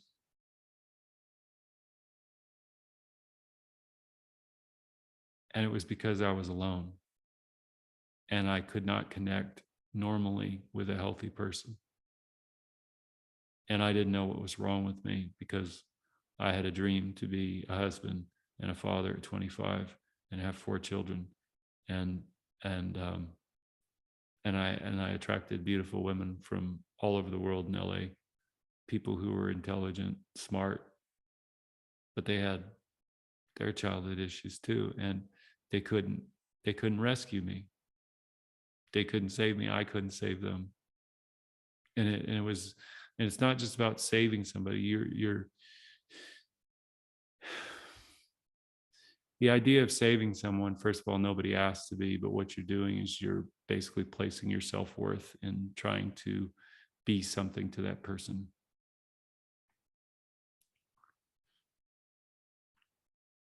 You cannot understand, like most people, don't, is that those predator parents were on my body as a child. And that's what I had to make sense of out of love after I cried myself to sleep every time with convulsions and near-death experiences. Your mother and father doing that to you. And you can't believe it. And then as an adult, you don't want to become those things. And then you start to see yourself as you get older become those things. You know, going out on a birthday with a woman who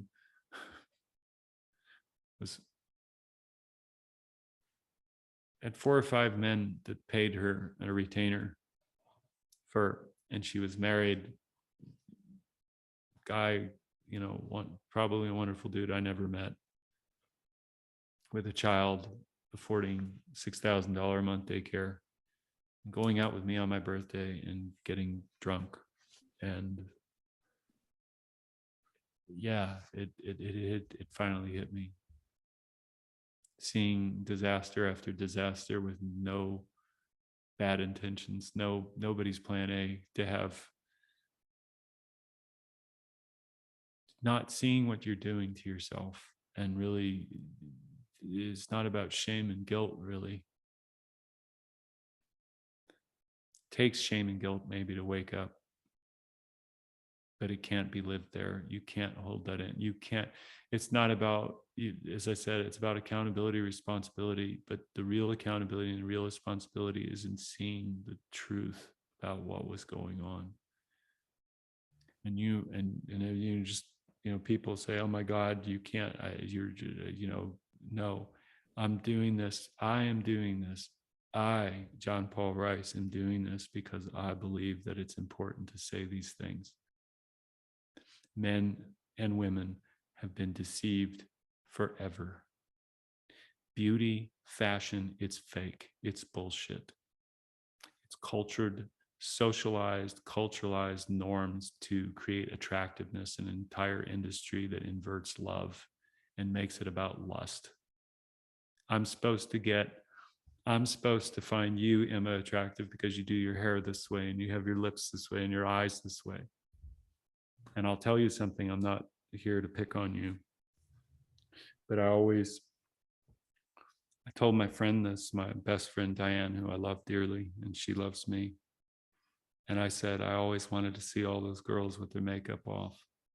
And the reason why is because I always saw their sweetness more so than I could just their prettiness. I saw the real them underneath that whole thing. And sometimes it was frightening too, because they were hiding things. They were hiding behind that mask. And that wasn't their fault. And it wasn't about them hiding behind a mask that was the problem. It was the fact that they had to, or felt they needed to, in order to feel loved. A lot of stories. Strip clubs are some of the saddest places on earth that tell the highest truth. They really do. I know why they exist. I know why girls go there, because it's the safest thing for them with security and all of that. They don't have to be out on the street with a unpredictable jackass and customers, who can get out of hand before somebody comes in and has to use their gun or their hands. We just don't, we've created this whole thing and we can't undo it. We can't deconstruct it, and we can't destroy it and make it new again through destruction. This is the old world. The world of theirs is order and chaos. That's what he told you in that video. They create everything out of chaos. And the only that's their excuse. But this is the time where humanity has to realize we can't go back to the nostalgia. The nostalgia only represented something of our memories from before. You take the new, you take the good that once was, clean it off, and you make it new again. Bring it together. Take all those broken pieces, bring them together. My path to learn, to grow, to try, and I know we're running a little late here. But my path to grow did not take a day, and it didn't take 3 years. It took an entire lifetime of self-reflection and deep introspection, and realizing how miraculous life is, and how fortunate I am to be not a statistic, to be able to tell you these things so that maybe somebody else becomes inspired to say something about themselves, or thinks in a this is why you do it. You just plant seeds everywhere you can go, not thinking you know how it ends or what's right for everybody. It's just living your authentic self that you have always wanted to be, that child that you were born as. You have to go back. You have to use imagination to create new concepts. There's no thought process in that discovery. Coke and Pepsi aren't going to get it done anymore. You've got to think on a level that is different from the world that has been projected onto you. You can come back. They don't want you to remember what worked. That's why they're erasing time and history. You have to condemn it. One side starts the magic, and then it spreads, and then eventually everything else is forgotten and lost, and we shut it all off, and then we're in a new time, and oh wow. Yeah. But the thing is that the world goes on. There isn't anything permanent. For all the times that I was afraid of dying and being killed, or for whatever the reasons were, my own paranoia, even potentials that exist out there, for me to be able to be able to say, not that I don't care if I die, but that I'm not afraid of living. I'm not afraid to live anymore. And it's going through and learning all that you've learned, not in knowledge, but what you've lost and what you had replacing your intuition and your divine knowing of things when you were a baby and plugged into that undistorted channel of you're manifesting yourself. You're not just receiving it, you're manifesting it. You're playing a role on the stage of this world in your own time and space. And you have this precious time to do something with it that is very different than anything that's ever been done before. The road and the path that you will choose is the one that is right for you, but let it teach you, let it evolve you, let it comfort you, let it hold you, let it be your guide in bringing back and resurrecting this human experience again. Whatever it is supposed to and meant to be in its final conclusion, it will go back to its source. It'll go back home eventually. And what that home is not something to be feared. They gave you the fear of dying. They want you to be afraid of dying. You only have one life. That's it. YOLO, man. Get it all now, right? You can go through all the programming. It's all there. But if you know that you're divine, if you really know you're divine, there isn't an enemy to go out and find anymore, because all of them will be, all the enemies you will find and more are right here in the mirror. Hatred does not have a place in the future if there is to be one, and making this a safe world for all children begins when we heal ourselves as adults, the child in us, and we'll give that this I'm saying pedophilia, all these things that are emerging onto the scene and becoming more part of our culture. If you fight them, they'll carry on.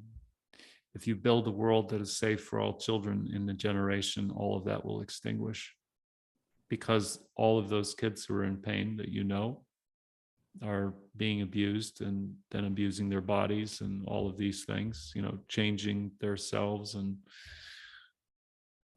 all the horror stories that you hear from the people who've actually gone through the surgery and see that it didn't change their situation, and depression and the hell that they have to live. Not all, but many of them do. It's not sold to them as what it was, what it is. You love them, care for them, comfort them, let them know they're children of God. Don't let them be condemned. for being where they are at and how they feel and how they're being perceived on the stage of the world of men who are unconscious and who seek power, not love. Power is their substitute. They will never be able to feel what that was in that video about the heart and its elusiveness to them. They too are trying to understand this, but they can't feel the quantum field of the Holy Spirit in the heart. They don't understand how that changes time, but they know that if it began to unfold in the divine way that it will, that they could not stop it. They could not stop its movement in this time because we won't let it. We will not be put back to sleep again. We will not remember who we are. We will be the sovereign, holy being that we are. The meek shall inherit the earth, the ones that know the truth and who withhold the sword, not because of a competition, but because of the defender of all life, which is to give life, to defend it. That's Christ's way.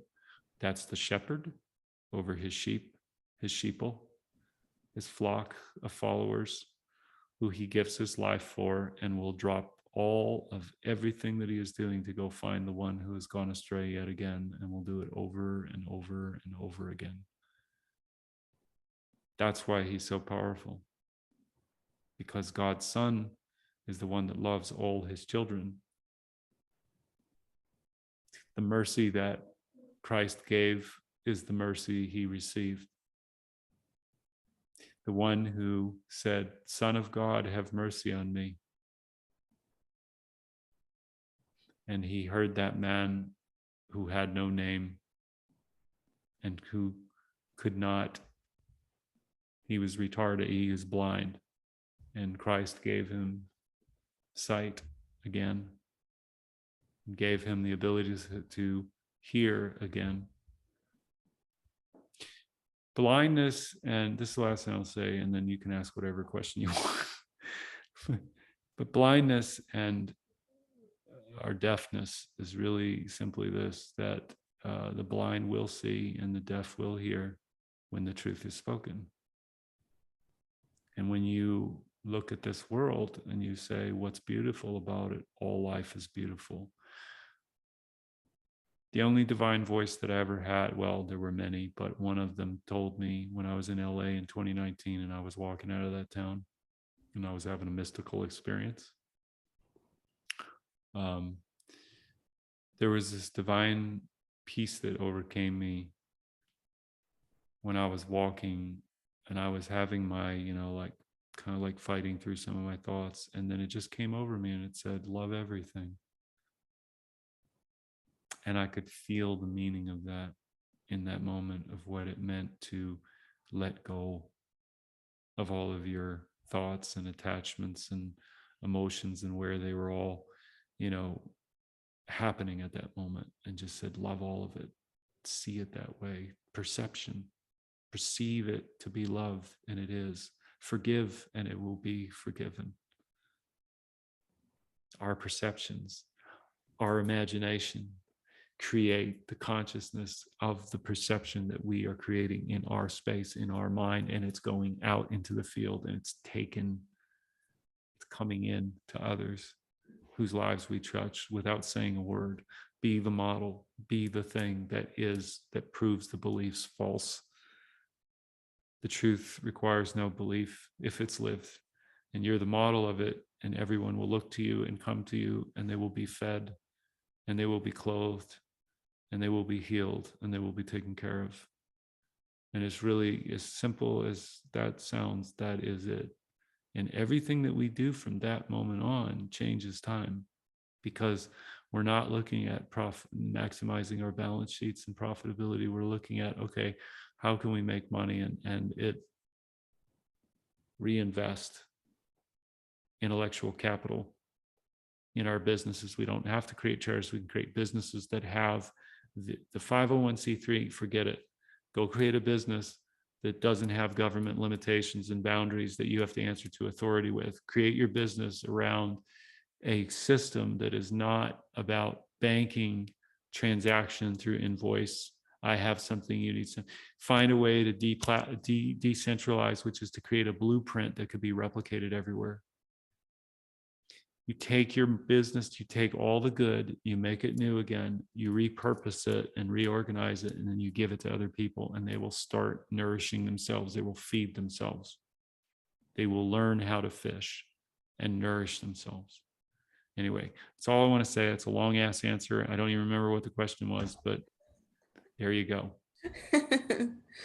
Gosh, I just want to say from the bottom of my heart that I know I haven't known you for that long in comparison to how long we've been on this planet, but in this short time that I have known you, I am just so in awe of the way that you honor what you've gone through in such a way that has brought you full circle to be who you are today. It's like you said, you could have taken a whole different route, you know, and I think people listening to you, myself included, value what you say so much because of your experiences growing up that led you to this amazing journey that you've been on the last few years of really coming to terms with that, and that deep understanding that most people aren't willing to dive into. You know, it's a lot easier to live every day being angry and hateful, and it feels rightfully something that we should do. You know, it feels like the right thing to do, to live that way because of the things that were done, and to feel like there's no justice, and to feel that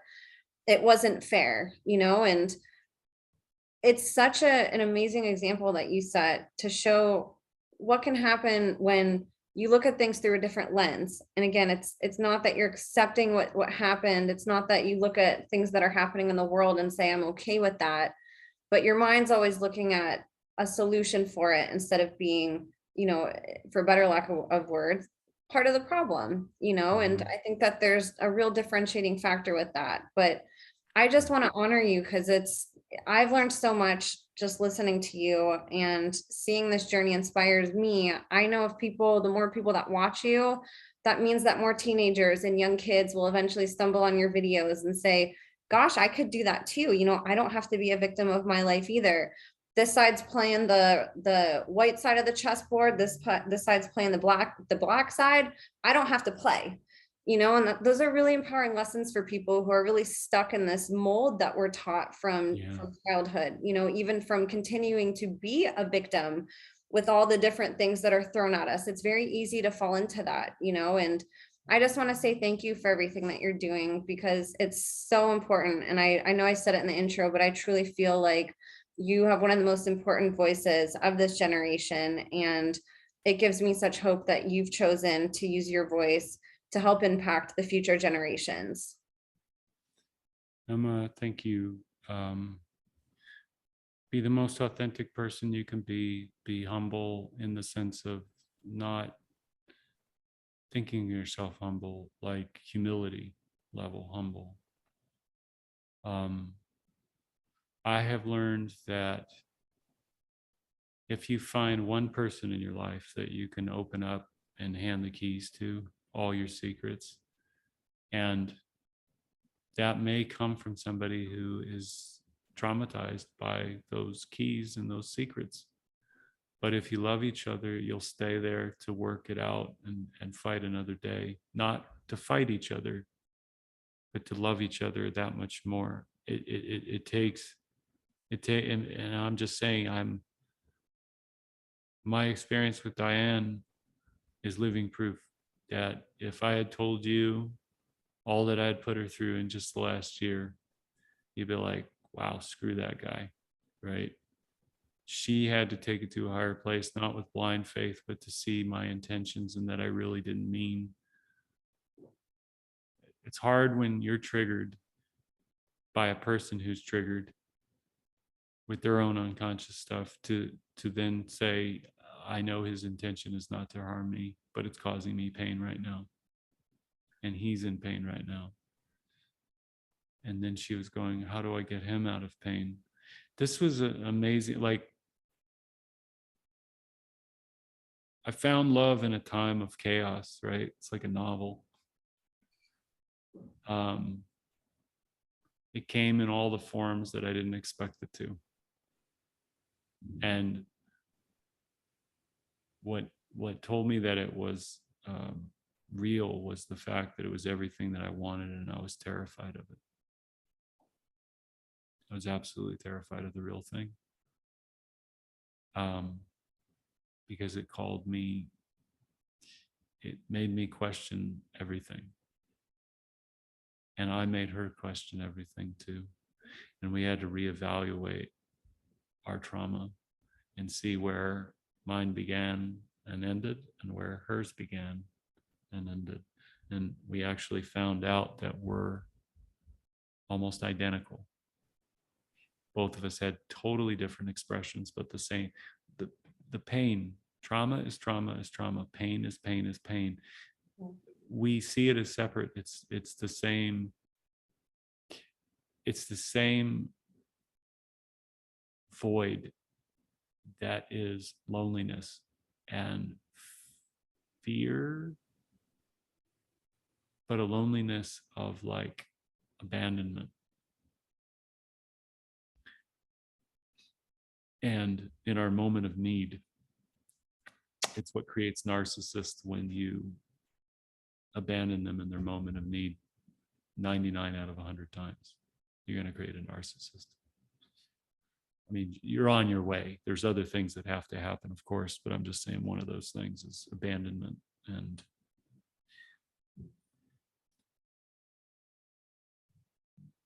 separation anxiety.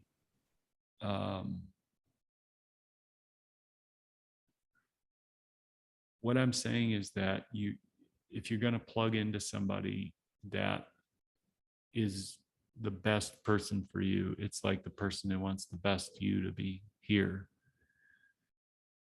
And to be quite true and truthful, if you'd watched me over the last couple of years, I was still fighting a lot of myself inside. And I did not want to feel the feelings of that abandonment again. And I did everything to protect myself and make my identity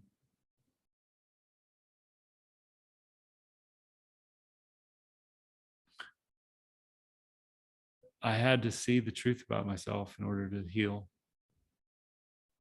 And I needed someone there to be the mirror with compassion, to hold, to reflect back to me what I was while I fought her and felt I was under attack and that I was being argumentative, like arguing. And I'm just saying this is what happened. If I told this story, it doesn't make sense on paper. You're like, you can't sell this experience to anybody. Like, hey, okay, you're going to go through an absolute living hell next year. And you're going to lose your mind a couple of times. You're going to go back and relive your near-death experiences at a physical level and a mental, emotional level. But you're going to come out okay. And you're going to be loved in the end of all of this. And most things that you would go through would drive you extremely insane. How about it? You want to do it? Want to do it? Come on. Hey, John Paul Rice, you get to do it with. Great. Only one person that could do that with me. And she was the only one. No, I mean that because I realized that I had been searching for my mom. I'd been finding my mom and replaying that game with every woman that I had ever met, and I didn't even realize it. And I didn't know my power. I was calling for help. And I wanted somebody so badly to love me that anybody who gave me attention. It was the same thing as a child. But I finally found help. And not that, because I want to make it clear to people that may have, I don't know. I mean, I talked to a lot of people over the last couple of years, and I never wanted anybody to feel bad. Because I know there were some women in there that really wanted to care for me, but couldn't. And then there were some crazy ones too that I later found out were stalkers, but you know. Oh no. Everybody has to learn in this day and age on social media. It's like, oh yeah, they see you this way, but they don't know who you are, and you don't know who they are, and they're just like, yeah. I had people, yeah, I had to learn. I was very ignorant, but that's not really the point of this. That's just something to laugh at a little bit. But I didn't realize the power of divine feminine and masculine energy. And when you harmonize that, you can, it's very dangerous what you can do with the real underlying magic that all human beings have, that we it's right in front of you, but you know what I'm saying. It's like you can literally like seduce somebody with words. You can, you know, because you can unlock all the psychological keys in that person and manipulate them. And that is not that's why I tell people, it's like, don't go playing with fire. Please don't go playing with spirituality. Don't go playing with psychedelics. Don't be thinking you know anything and using that to cause somebody to see you a certain way that you want to be seen. That's where you get in trouble. Because if you can't be your authentic self, then your magic is a distortion of authenticity. It's an imitation of it. So if you want real magic, you want to change world, you want to be the speaker, you want to change minds, hearts and minds through your voice, you have to get this temple in here cleaned out, so that the words and the voice and your intentions, like what you think you're doing, is actually what you are doing. You can't control what other people are doing, but you're not putting yourself in situations where, you know, that rescuer is going to come out, but it's going to be at the worst time possible, because you think, well, I figured it out. I could throw me that loop one more time. I can handle it. I can handle it. No, you can't. You only can until you see. The more awareness that you have, this last thing, I'm going to shut up because we got to go. But the last thing is that the more awareness you place on yourself and you watch yourself, not what you think you are, not what you think about the world. That's only one part of it, and that's limiting. It's limiting. Your infinite consciousness, you are an emanation. You come from God. You come from that same divine spark. New Age teaches you that there are outside threats to this world, they, us. Anything that is us or they, them and us, just run the hell away from it. Please. I don't give a crap if it is dressed as nice as anything and has all the, you know, it's like, this one isn't the multi-level marketing cult. This is the different one. Yes, I know it's called, they figured out a new way to say it. And you don't see it as the cheapo, you know, scammy version. You see it as the, hey, everybody come along. Let me just tell you something. You give this away free. You don't charge for it. You don't hold secrets. You don't do workshops and retreats and have your own little, you know, following. I'm not saying these things are bad, okay? Don't get me wrong.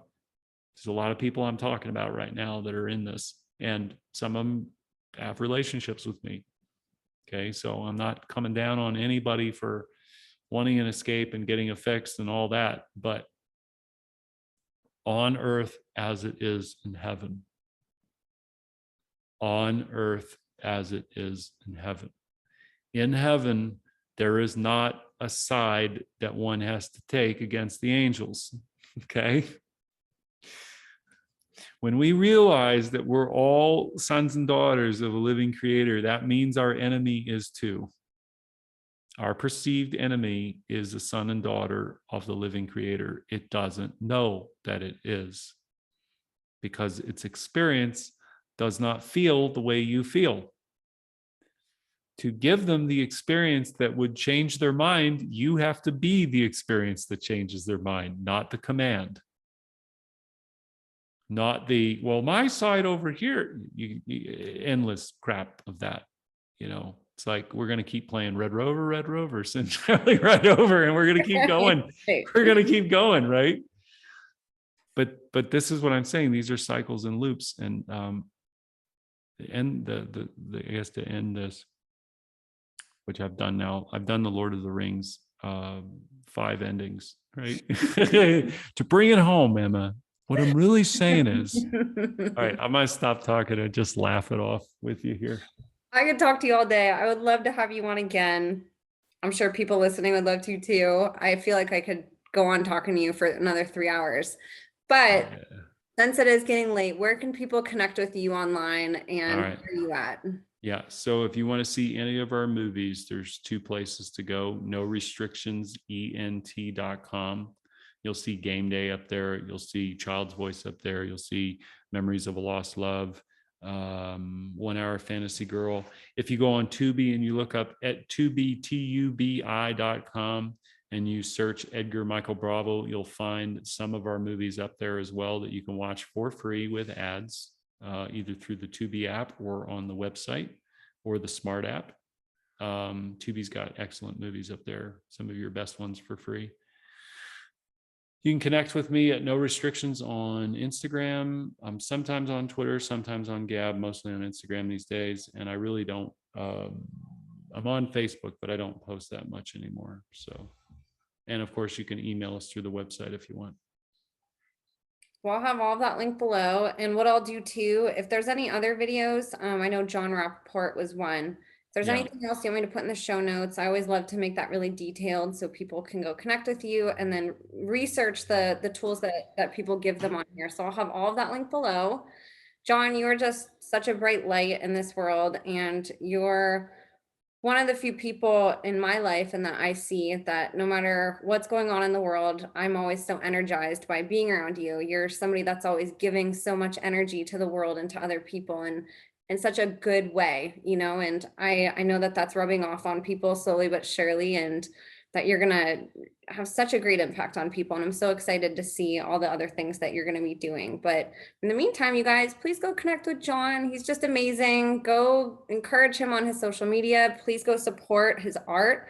I always say the best gift that you can give any guest on this show is to go directly to the sources that they recommend that you connect with them, and to do it, to whether it's donating, watching a film, listening to a song, reading a book, whatever it is, go to them. You know, we're so conditioned to go to all of these government organizations, including 501c3s, and we need to get back to saying, how can I help you? I care about you. How can I help you without the interference of going through a third party or fourth party to do so. So please go connect with John, you guys. And thank you everyone for all of your support. I couldn't do it without you.